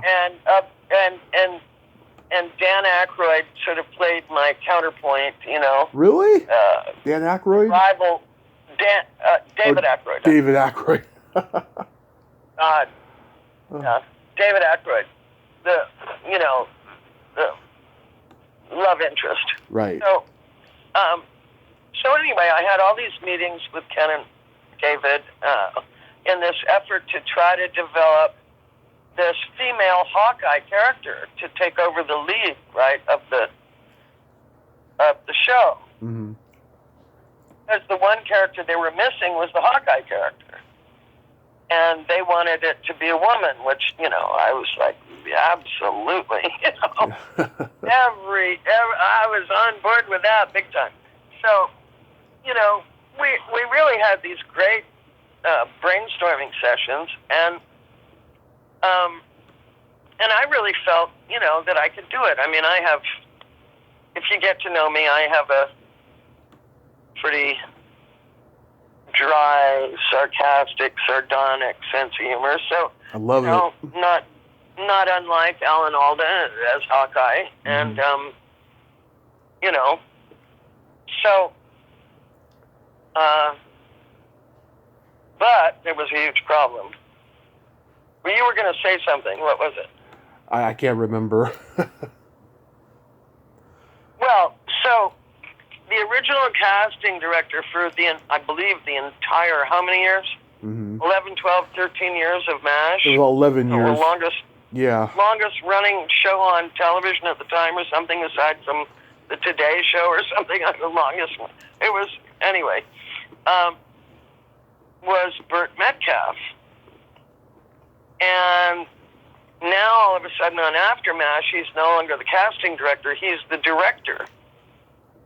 Well, let me tell you something. Mm-hmm. The minute I walked on that set,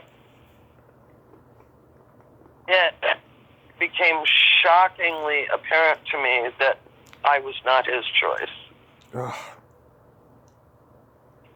And it was fucking devastating. Yeah. He was a big guy. He was like 6'2" or 3" or something. And he had these big, huge, I almost want to say, what do you call them, Coke bottle lenses or something? Yeah. And he would come up to me and stand inches from my face and look down at me. And he would shout, "You're doing it wrong!" And I'm going, what? God. Like, this is a comedy. This is a comedy. Wow. And here's a guy who's been a casting director for, 11 years or what more? Mm-hmm. And he doesn't know that the worst possible thing you can say to a performer is you're doing it wrong. I mean, yeah, break. I couldn't fucking believe it. But, I was stunned. I was stunned. I mean, it was a real shocker to me. And I didn't have the chutzpah to deal with it. I didn't have, I didn't want to be a troublemaker. I didn't want to be a diva, So I just kept trying to work with it, and it was a killer. I mean, it's a fucking comedy, for Christ's sakes. Yeah. You want to kill comedy? Yeah. Then constantly throw a raging fit on the set at your star that you're supposed to be directing. You know, give me some direction. What is it you want me to do? Mm-hmm. But it was just, it was. I don't know. He had a bug up his butt about me or something, and it was unbearable. It was unbearable. So that was it. I mean, I was off the show very quickly. I'm sorry you had to go through that. I'm really sorry you had to go through that. It was horrible. Well, you know, I got to tell you, you sound like a really nice guy. Thank you. I got to tell you, there are an awful lot of guys out there who just hate women. Mm-hmm. You know, and just can't constitutionally tolerate the idea of a woman as an equal. And I think that was his problem. I mean, he just... Yeah. It was horrible. It was awful. And I didn't know how to deal with it. I mean, I had never had a bad experience. I mean, the thing with Ray Austin, the guy was British, on Magnum PI. Mm-hmm. He was British, so he was very polite. He wasn't yelling at me. He wasn't screaming at me. He wasn't, telling me I was doing it wrong. He just wanted me to, can't you be a little more feminine? Yeah. So it was, I don't know. I didn't know how to handle it. Harry Morgan, what a doll. Oh my God, that man. What a wonderful man. He took me out to lunch and he talked to me and he said, look, you can't let it get to you, don't worry about it, but it was hard to do when you got somebody screaming in your face. Yeah. So how about making so here's the thing. Uh-huh. I should have been a fucking diva at that point. Mm-hmm. I should have come back at him. Or I should have gone immediately to Ken and David. Or, to the AD or somebody and said, I need to speak to somebody. Right. I need to talk to the producers. Or I should have called my agent. Or, I should have done something about it. That might have saved the day. I mean, I know. I mean, I've spoken to Ken Levine about it since then, and Ken and David would not have allowed that if they'd known at the time that was going on. So, it's really my fault, and I got to tell you that. Because it could have gotten turned around, right? Mm-hmm. If somebody had just stepped in and said, let's work this out, But, I mean, as a comedian, God, you must know that mm-hmm. if people are coming down really heavy on you, it's really hard to be funny, right? Oh, yeah. I mean, I never had any serious situations. Like, I had a lot of hecklers like anybody does, but it was never anything of like, people coming up to me afterwards and saying, oh, you offended me, you hurt my feelings. I never had that. If I was doing that now, I would, of course, because everyone's going through that, But, yeah, I mean, it could be pretty tricky at times. I mean, imagine the bar owner, the comedy club owner coming up to you mm-hmm. right before you go on stage and saying, you suck, you're a piece of shit. Yeah. It'd be hard to walk out there and be funny. That's what Mitzi Shore did at the Comedy Store. She would tell people straight up, you're a piece of shit, you're not funny, get out of here, But she would do it after, didn't she? Mm-hmm. After, yeah. Right. But anyway, yeah, so, no, I mean, I wish I'd been faster on my feet because, if there was ever a time to be a diva, that was the time. If there was ever a time to get a reputation for being difficult on the set, that was the time to do it, you know. Right. I mean, to stand up for myself. But how about making I'd never in my entire life had any kind of trouble like that before. So I had I just wasn't fast enough on my feet to try to figure out how the hell to deal with it, you know. Right. I mean, look, one of the reasons that I actually like to work in Hollywood better than theater in New York, because you'd get a lot of these theater directors who thought their job was to tell actors how to act. Right. And I that was something that I just I had a hard time stomaching that. You know, they just didn't know how to direct, but they didn't know how to talk to actors, you know. How about making the Twilight Zone? Oh my God! Now that was an incredible pleasure. That was just, oh, you know what? Probably, or not probably, I think without a doubt, the peak of my episodic career, because Alan Brenner, who was the producer-writer on it, wrote this incredible script, For Pilgrim's Soul, and it was about this scientist who's created this hologram. Now, right. This is back in the late 80s, and this whole thing of holograms was pretty new. And I think it actually might have been the first TV show that involved holograms. And so there was a lot of technology involved in terms of the filming of it. But so then this scientist kind of gets obsessed with this woman who shows up in the hologram. I play the wife, and meanwhile he's spending all his time in the lab. And so, but anyway, it's a beautiful love story, and boy, it gave me a tremendous range for a TV show in terms of playing that character, and it was just a beautiful story, beautifully written. It's actually, he wrote a play of it, and the play's been performed quite a bit, I think. He's no longer writing for television anymore. He's become this incredibly successful novelist,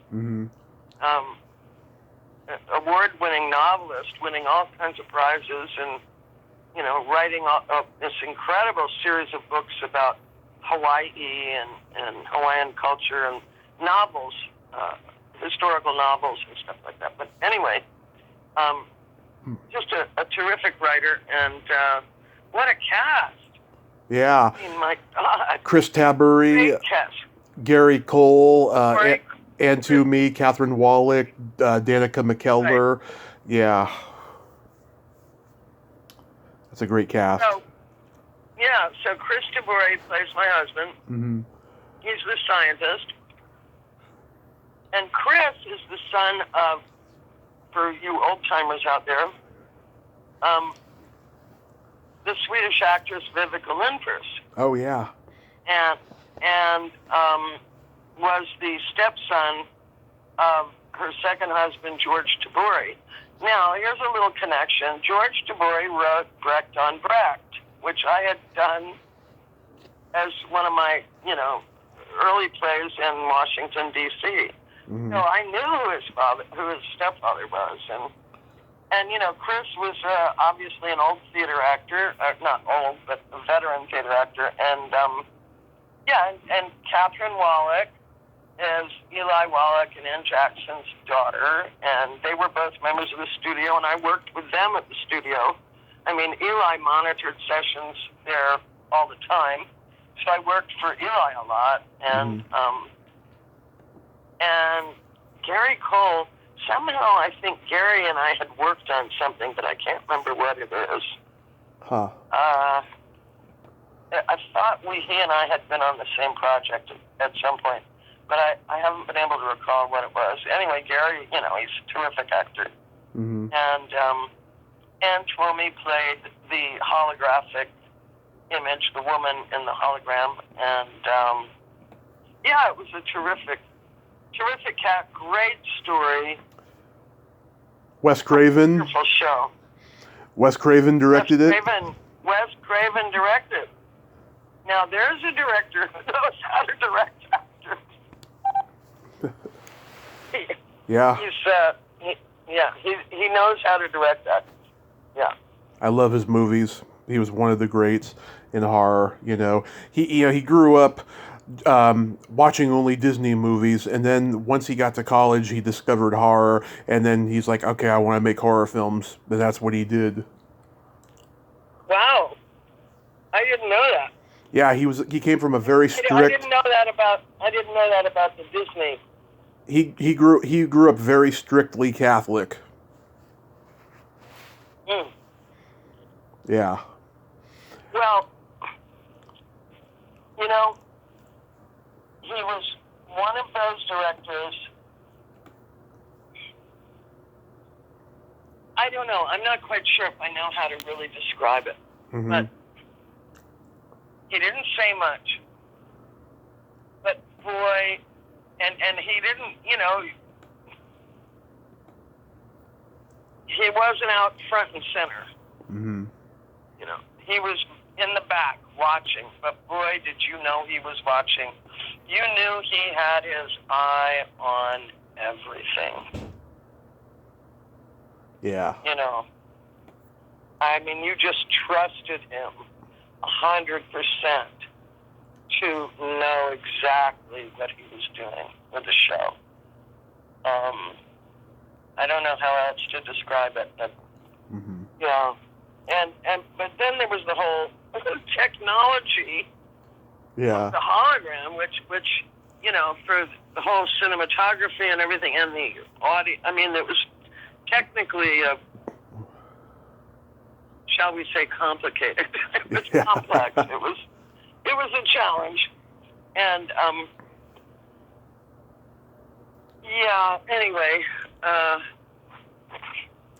I had this big, huge scene where my husband's been at the lab, and I haven't seen him, and mm-hmm. and we had a big blowout before the last time I saw him, and I don't know where he is or what he's doing or when he's coming back or what's going on. If he's having, and if I have no idea what's happening. I can't reach him, and he's locked in his laboratory, and so then I have this big, huge scene where, when I say big, huge scene, I mean a really emotional scene, where I get a call from him, and I'm just sobbing in tears and just, total breakdown time. It's so grateful to hear from him and mm-hmm. and everything. And here I am preparing for this huge scene, this really emotional scene. And what happens? Oh my God, the holographic technology breaks down. And it's hours and hours of them trying to, and I'm still preparing, because, once they're ready to shoot mm-hmm. a scene, you got like less than 2 minutes to be there and ready to go, right. Action. So, by the time they got around to fixing the hologram or whatever and shooting the scene, I'm totally out of tears. So, Yeah. I shamefully had to resort to glycerin. Oh. Well, that's what most people use anyway. But revealing actors' secrets here. Yeah. So, it was, for me, it was a first. So, so just personally, standing in the wings, waiting, ready to go on, waiting, and keeping that preparation going, ready for the scene for, oh my God, interminable periods of time. It was, that's one of my strong memories. And then you do the new Love American Style. People told me that doing the original wasn't that fun. There was a lot of, network executive producer egos going on. But what was your experience like on the reboot? Really? Yeah. Never heard that. Well, I never heard that. I don't know. First of all, I was really surprised that I got cast. Yeah. Because it's one of these really inane half-hour comedy shows, right? Yeah. So, and I'd been doing, a lot of this drama, and so I was surprised that I was cast. And I think it was, what was it called? Something, the redhead, Yeah, let me see. something. Yeah, it's called Love and the Mysterious Redhead. Mysterious redhead, right. Yeah. So the story is that this woman thinks her boyfriend might be two-timing her on her or something, if I'm recalling correctly. And so she decides to dress up like another woman and to try to find out the truth, if she can seduce him as someone else. So I get on this big, huge, gigantic wig of red hair, with long curls, really sexy, and this red, scarlet red dress, skin tight, and then I, ask wardrobe I want some huge tits. I get these falsies, and I tried to go over the top with it as much as I could. Yeah. And to try to seduce him, and anyway, he doesn't go for it. But it was fun. It was a fun comedy to shoot. That wasn't on for very long. That reboot, was it? No. 2 years. No. New Love. That 2 or 3 years or something like that. A lot of those. I had a lot of fun doing that. Yeah, a lot of those reboots didn't last, unfortunately. There's a reboot of The Untouchables and Adam 12 and the new Gidget, which I'm friends with the new Gidget, Karen Richmond. But yeah, a lot of those reboots didn't last because people love the originals, Well, I was just going to say that. The originals were classic. Yeah. They were great. I mean, I thought the script was a little thin. Mm-hmm. I think that's why I tried to go over the top with a character, because the script was, not the greatest comedy I'd ever read. Yeah. But then I sure had. Listen, I had fun playing that character. I had fun creating and playing that character. I was just thrilled to be able to do something like that, do some character work on television. Character work on television. Let me tell you, when you are a pretty young girl in Hollywood, in those days, anyway, your chances of being able to create a character, 1 in a million, were more accurately a snowball's chance in hell. So I tried to take full advantage of it. And I have no idea how it was received, Yeah. Actors never read reviews, right? Yeah. How was sharing a scene with Burt Lancaster in On Wings of Eagles? Oh, my God. Well, again, it's another one of those situations. I had very little to do. Mm-hmm. I'm working with this megastar. I mean, oh, God, who didn't? I love Burt Lancaster. Yeah. He had a lot of charisma. Yeah. He was a really attractive guy. But it was just, I just had this bit part where I played a secretary, and it was really, I didn't even really get to work with him. It was just really shooting my reaction shots to him and stuff like that. But I got to tell you, I was so honored that they called me to just be in that cast of such a great cast, Right. And that was a huge movie of the week in those days. That was a major event.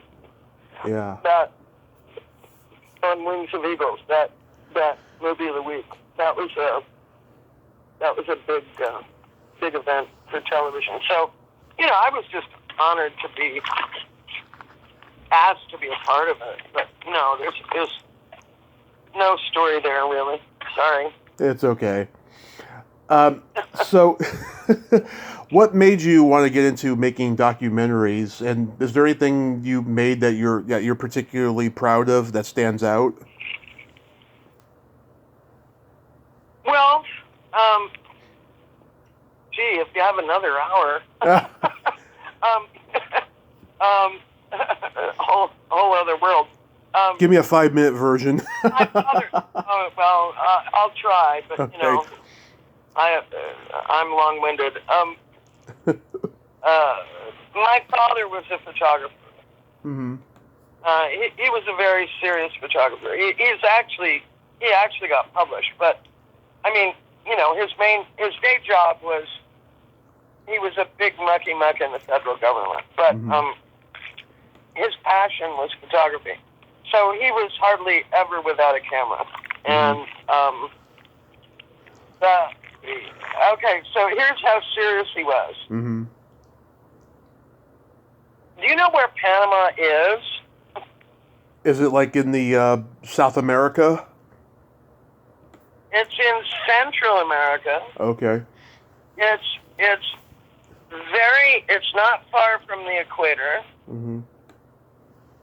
It's either the rainiest place or the second rainiest place on the planet. In other words, either the greatest rainfall annually or second greatest rainfall. We're talking hot tropics. Okay. Serious hot tropics. Okay, so here's my father, a photographer, and what does he do? Mm-hmm. Well, and this is the 1950s. Mm-hmm. So anybody out there now I'm talking to the photographers in the audience. He's shooting slides, not black and white. And so, I mean, this is the 50s. He's shooting color slides. So what does he do? He sets up a dark room under the house and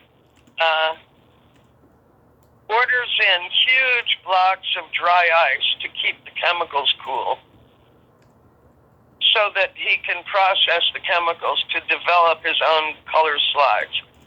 I say this for the benefit of any of you photographers and cinematographers out there. Mm-hmm. You'll understand what I mean by how serious he was about photography. That he did that. It's pretty amazing. Anyway, so I grew up in when I wasn't in the jungle, I was in his dark room. I grew up to the smell of hypoclearing chemicals. And so, it was, photography came naturally to me. And, okay, so I wanted to be a film director, right? Right. I didn't know women were not allowed to direct movies in those days. I didn't know that. Took me years later to finally find that out. I'm a little slow sometimes. So,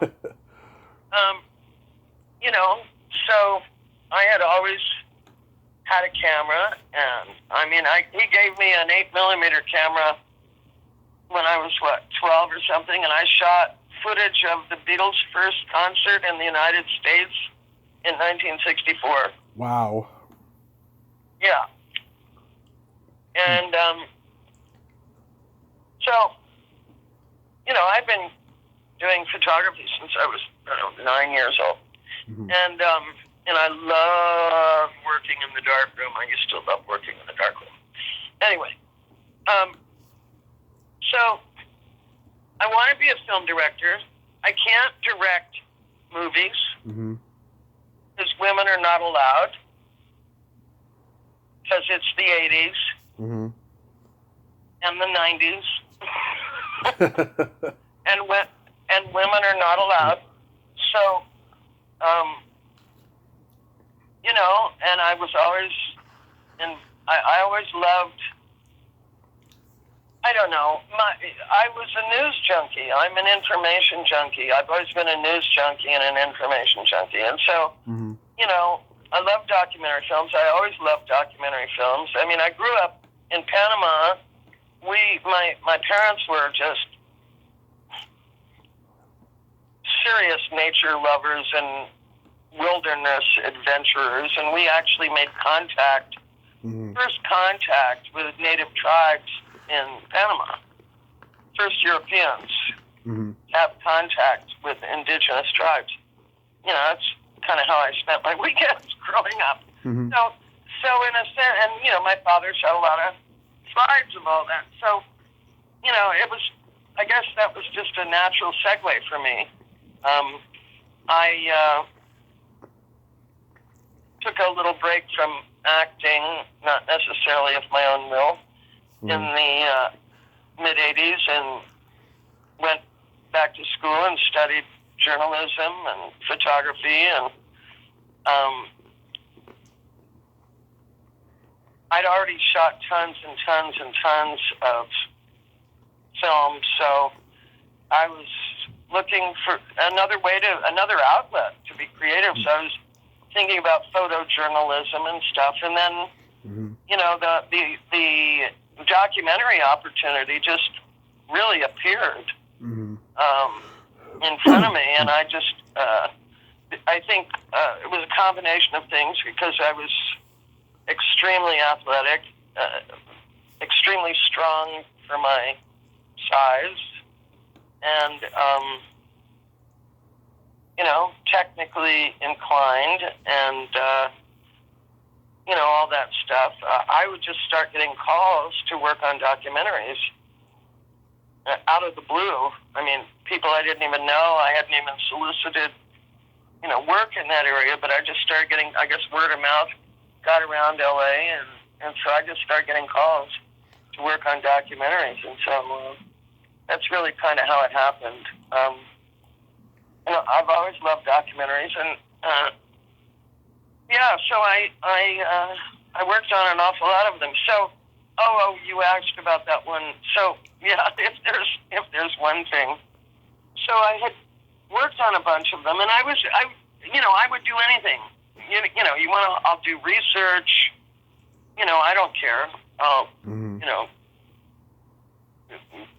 do some of the ghostwriting. You know, editing assistant. I didn't care. Camera assistant, camera, sound. Yeah. You know, whatever. I mean, I was editing.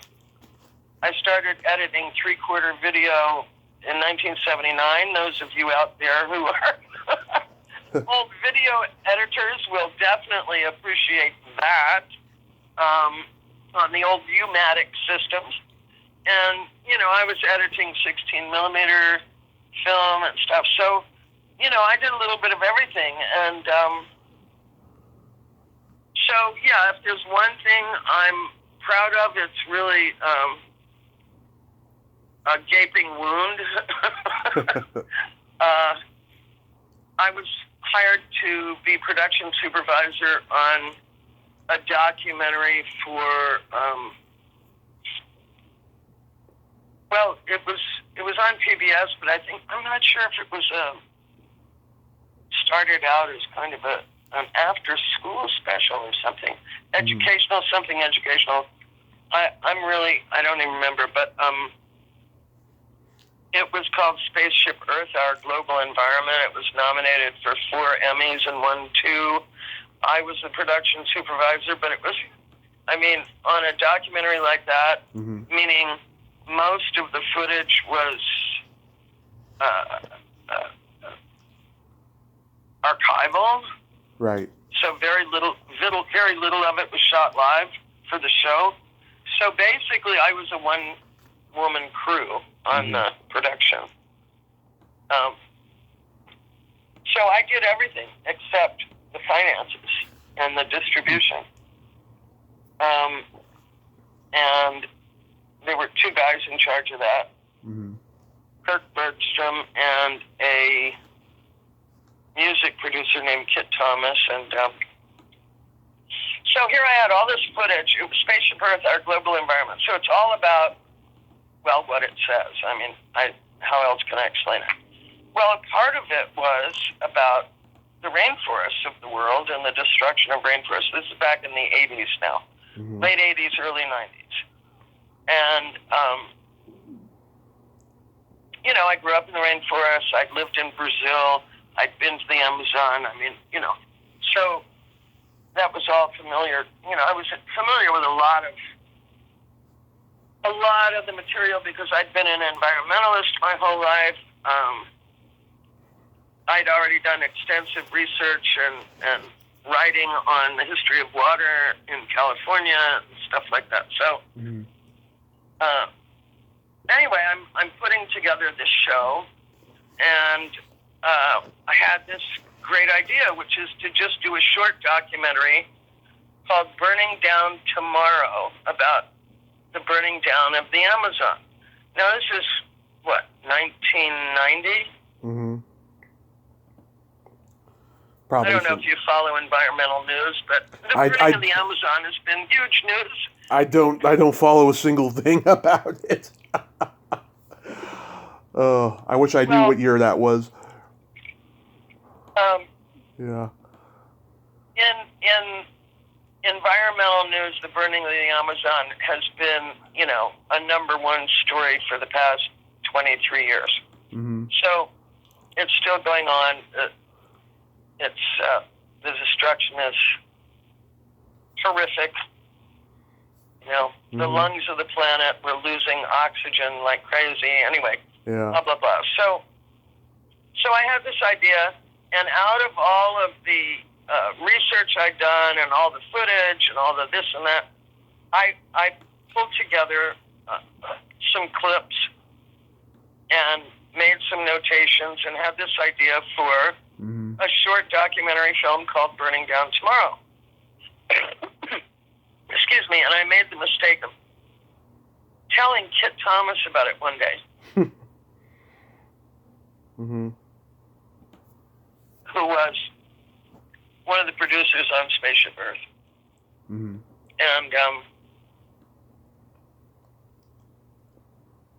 anyway, I had all the, like I say, I notated all the footage. I'd logged all the footage. I had the story outline. I had, you know, the narration notes and all that stuff. And so anyway, the next thing, I'm still working on Spaceship Earth, and the next thing I know,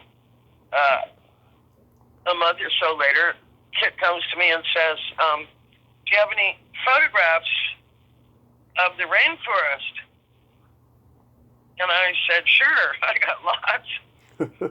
Why? Why? And he said, well, I need one for the Oscar program, for the Academy Awards. And I said, oh, really? What for? And that's when I found out that he'd stolen my idea and actually put it together. Because, for you techies out there, even though I'd edited 3/4 video and 16 millimeter film and all that stuff, this was 1989, 1990, just when online editing started. With the non-linear editing online, you know, the whole, right, like the way the internet works, right? So the Avid One system had just come in. Sting was the producer of this. Sting? And, so of course he wanted to go to the online Avid One editing system, which I hadn't learned yet because it was brand new technology. I think there was only one place in LA that was actually doing it, that had the equipment, and so that was it, you know. Kit took it all, kit and caboodle. Fucking away asshole. From me, and I found out when he asked me for one of my photographs of the rainforest for the Oscar program for the show I had put together. Yeah. Welcome to Hollywood. It's Welcome awful. to showbiz. That is awful, and that's what led you to creating the best documentary short category at the Oscars. No, that was it. Oh, okay. Was it? Okay, I'm sorry, I was confused for a moment. Sorry. Yeah. There were two different shows. The one I was working on, Spaceship Earth, and then the one I created, which was Burning Down Tomorrow, which was nominated for a Best Short Documentary at the Oscars. Yeah, that was my show. He took credit for it. He still refuses to give me credit for it, creating it. Anyway. Next time we talk unrecorded, I'll tell you a story about not getting credit that's lingering right now. A story that I've found out about, and this person contacted me a year ago, but I'll save that for unrecorded. I understand exactly where you're coming from. I got a couple of those myself, but I got to tell you that it happens all the time in this business. People stealing your stuff. Oh yeah. And it's really despicable. It's really despicable. Yeah. It's underhanded. It's unprofessional. It's sickening, but it's huge in this business. It's huge. You know, it's hard. I mean, you know, it's like when you look at what can you patent? You know, what can you copyright? Yeah. It's hard to copyright an idea, but you know, if you have an idea on paper, and you know, maybe it's a little different. I mean, you know, it's you know, it's the way of the world, obsessed by greed and insecurity. It's really unfortunate. Yeah. Now, you had a role in The Fabulous Baker Boys, and something beyond tragic happened to you. Do you want to talk about that? Wow. Well, yeah, I'll talk about it. It's not easy to talk about, but I know. I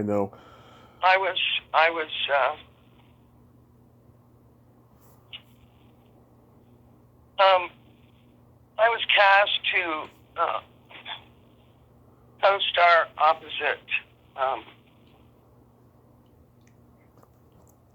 you know, in this. Well, you know, here was my second big break in films, you know, which is where I wanted to be originally, not television, but as the literally the girl next door to co-star opposite Jeff Bridges, as his childhood friend and confidant, and Bo Bridges' wife.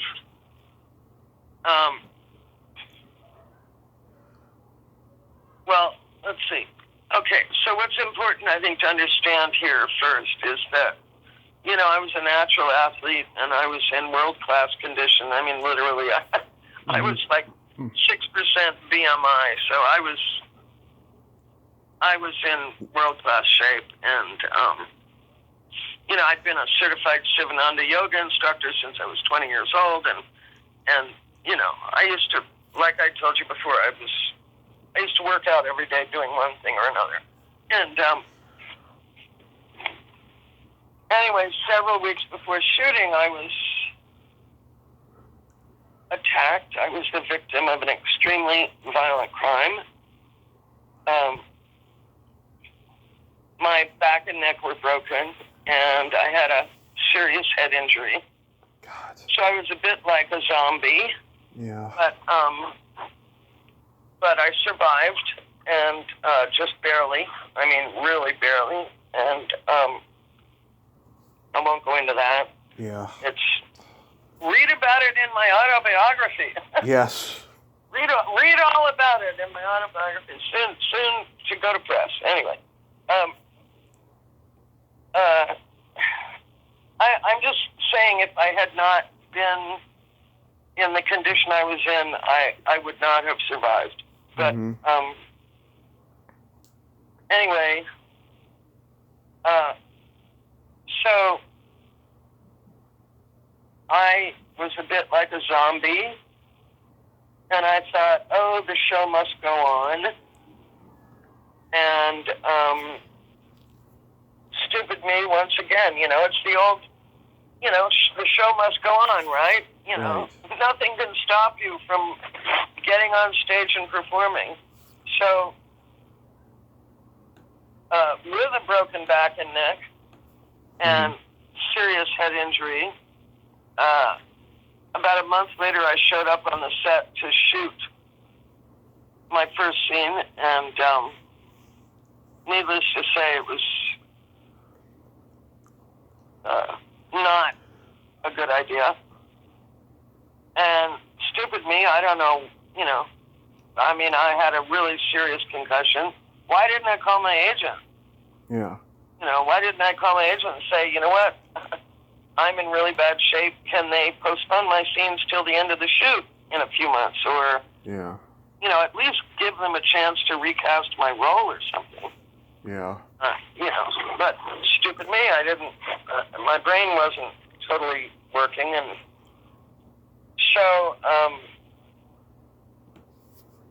anyway, that was it. I had, they had to cut the role out of the picture because they'd already started shooting, and, they didn't have time to replace me or whatever. And, it's just something I still feel horrible about, because Steve Kloves had written this, beautiful, very personal screenplay. Yeah. I mean, if you've seen the movie, it's really a wonderful, unique kind of movie. And I've interviewed like 4 of the bad auditioning singers, and I didn't even know that they were in the movie because it'd been a while since I'd seen it. Yeah. Oh, is that the most hysterical thing? I mean, those auditions are so funny. Yeah. It's just brilliant, brilliantly hysterical. I mean, just really nonstop laughs. Anyway, for Steve Kloves, who was the writer-director, it was like, I think it was like his second screenplay. Yeah. And it was his first time as a director. Yeah. And here he'd written this incredibly beautiful, very personable script. And it was basically a 4-character story. It was Jeff Bridges, Bo Bridges, and Michelle Pfeiffer. And I was like, the fourth wheel. And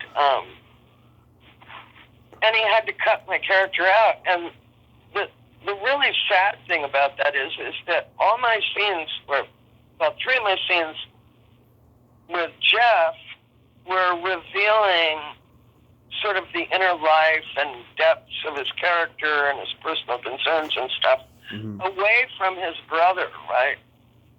So, I mean, if you know the story. Mm-hmm. So it was a really important sort of revelatory relationship to the story.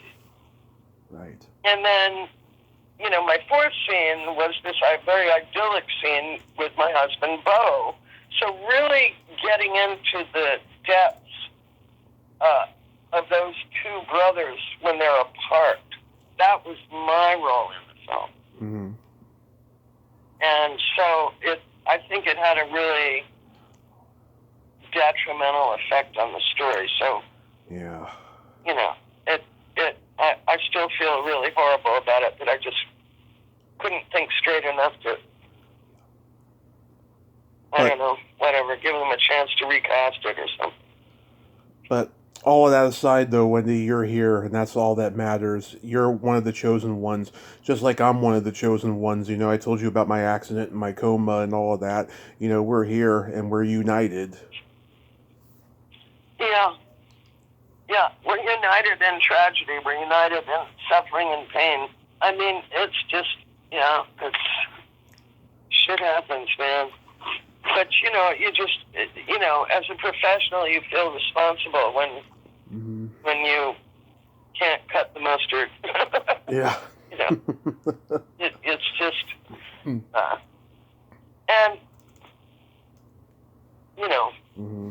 yeah, I mean, that was basically the end of most of my careers for a very long time. So that was really devastating. And the thing about if you're a creative person, if you're an artist, what do you do when you can't do that? Yeah. Now, you've got a podcast. I mean, you've come up with that's a great idea. Yeah. They didn't have them back when you had your first tragedy, and then the last one was how long ago? The highway. Oh, when I was rear-ended by a Texter speeding down the mountain. Yeah. While I was stopped dead in rush hour traffic, and she didn't look up until right before she hit me. And it's a miracle I survived that. Yeah, that was 7.5 years ago. Yeah, we are. We're both survivors. I mean, it's interesting. I was recently out and about in LA talking with total strangers. And, happened to be in these conversations about people going through hardships and stuff. And I asked a few people, I was like, why do you think some people survive and other people don't? Because so many people, when they're hit by tragedy, they collapse. Yeah. They get into drugs or alcohol or, who knows what.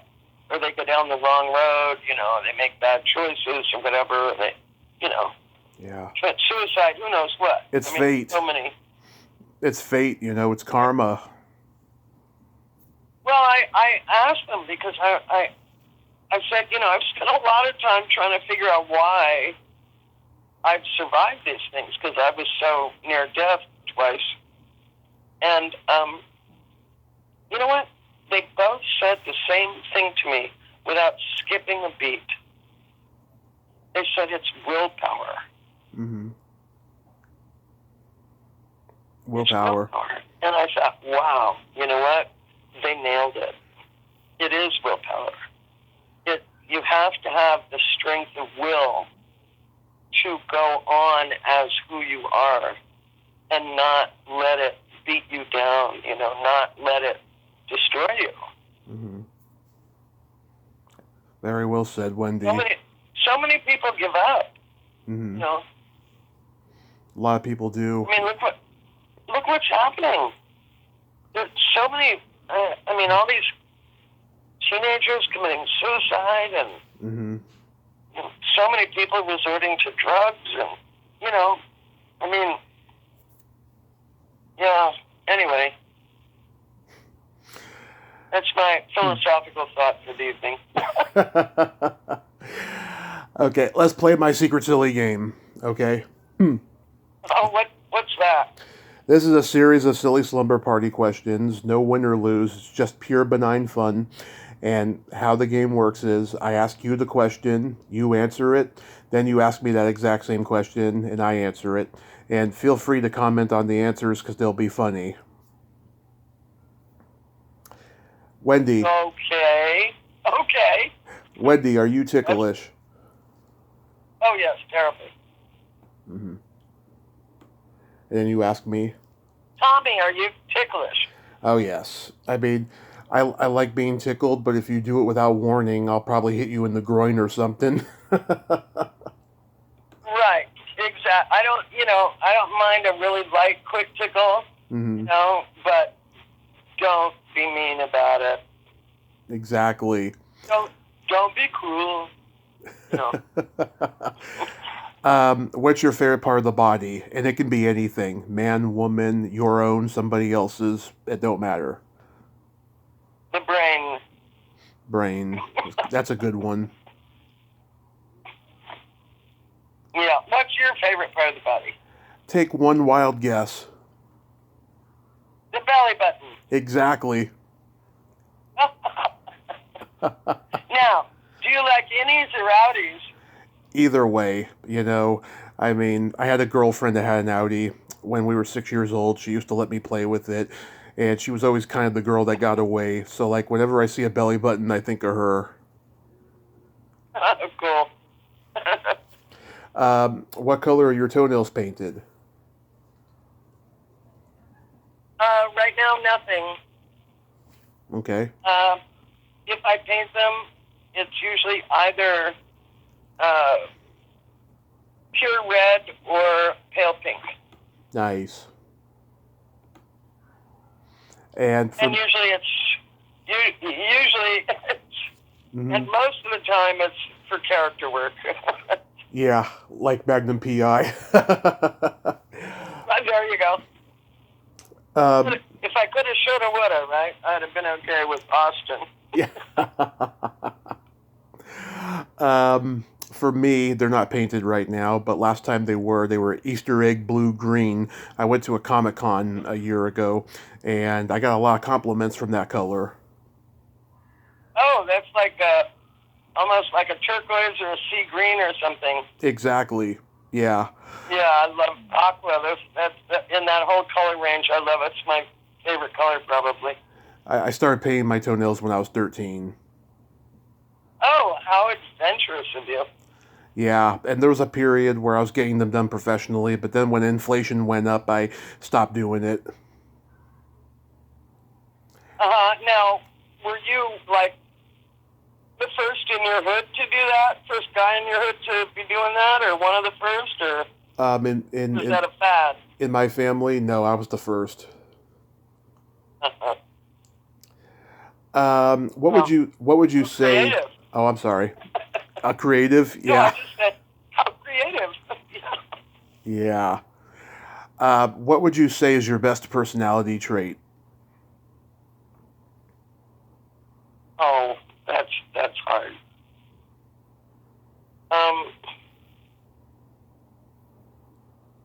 I think you're kind. Pardon? I think you're very kind. Well, I certainly try to be, and it's not always easy. Yeah. I think, especially these days, seems to be getting tougher and tougher. But I think, if it doesn't sound too arrogant, years ago I might have said, well, I would have put it this way, that to me, compassion is the most important human quality. Yes. But in recent years, I think that's changed. The world has become a really hard place, and sometimes very hard to have compassion for people. Yes.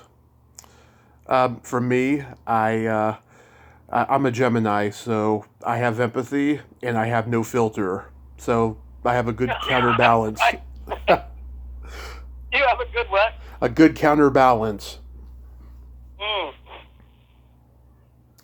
And then my favorite question, is there a stinky smell that just makes you gag?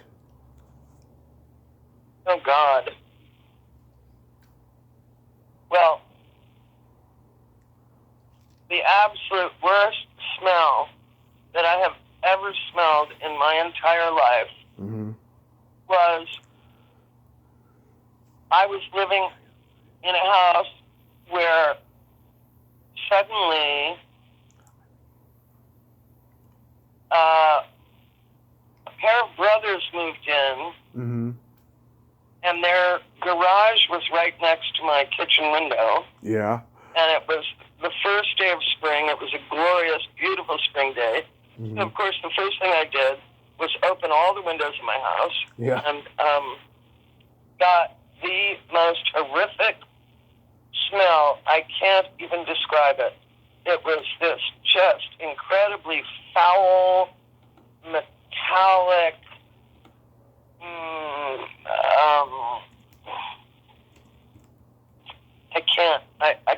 I can't even describe it. It went straight up my nostrils to my brain. It almost knocked me over backwards. Yeah. I had to shut all my windows and leave my house for the entire day. And I found out later that they were producing some like methamphetamine or something in their garage. Oh, that'll do it. That was horrific. I mean, listen, I've smelled a lot of bad smells, you know. Yeah. I worked on a documentary where we spent 2 days in the University of Philadelphia morgue filming the dissection of bodies, filming postmortems. And let me tell you, that's a really foul smell. No, I mean, it was, we'd all leave, at the end of the filming, and the whole crew, we'd go out, man, we would be drinking. Yeah. And it didn't stop until we were, knocked out because the smell was so, just, yeah. I don't know what to say. A dead body, and then the formaldehyde, and then all the, oh, God. It's one of those that doesn't leave you and you never want to remember again. Just really horrific. So, now what's yours, Tommy? It's either farts or feet. Oh. Yeah. Okay. Well. Yeah. See, that's the difference between us. I mean, I like feet, but they have to be clean. Uh-huh. So, yeah. Otherwise, it's no bueno for me. Do you have pretty feet, Wendy? Oh, I don't know. People, you know what? People often say I do. Nice. But, I was an athlete, so they're, although my second toe is slightly longer than my big toe. Oh, that means you're a very generous and compassionate person. Oh, really? Yeah, that's... Well, then I'll revise that and say my second toe is actually quite a bit longer than my big toe. It's true. It's true. A lot of people who have second long toes are very generous and compassionate. Now, my second toe is very little, but I am generous and compassionate. I can tell you, I can be generous to a fault. Seriously. Yeah. I shouldn't say that. I shouldn't say that on a podcast. I shouldn't say that in public, but I can be. So generous to a fault. I'm trying to learn how not to be to a fault. I'm trying, And I'm sorry, yours are what? Your second toe's shorter? Yeah, it's shorter than my big toe. What's that mean? You're not generous? No, I never said that. I am very generous, but I don't know why I don't have a second big toe. I don't know. Uh-huh.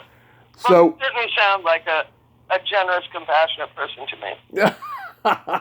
Come on, be nice. No, you do. No, I mean it. I thought. Oh, I'm sorry. I'm so tired. I'm brain farting. Hearing things. I'm sorry. No, I said you do sound like... You do? Okay. Yes, you do. Got it. Like a generous and compassionate person to me. So I don't know why your second toe's shorter either. I have no idea. But, so for the interest of time, I'll tell you sex stories unrecorded, but I'll tell you a couple jokes right now. Okay? Sure. What did the blonde say after she gave a blowjob? I don't know. Way to go, team.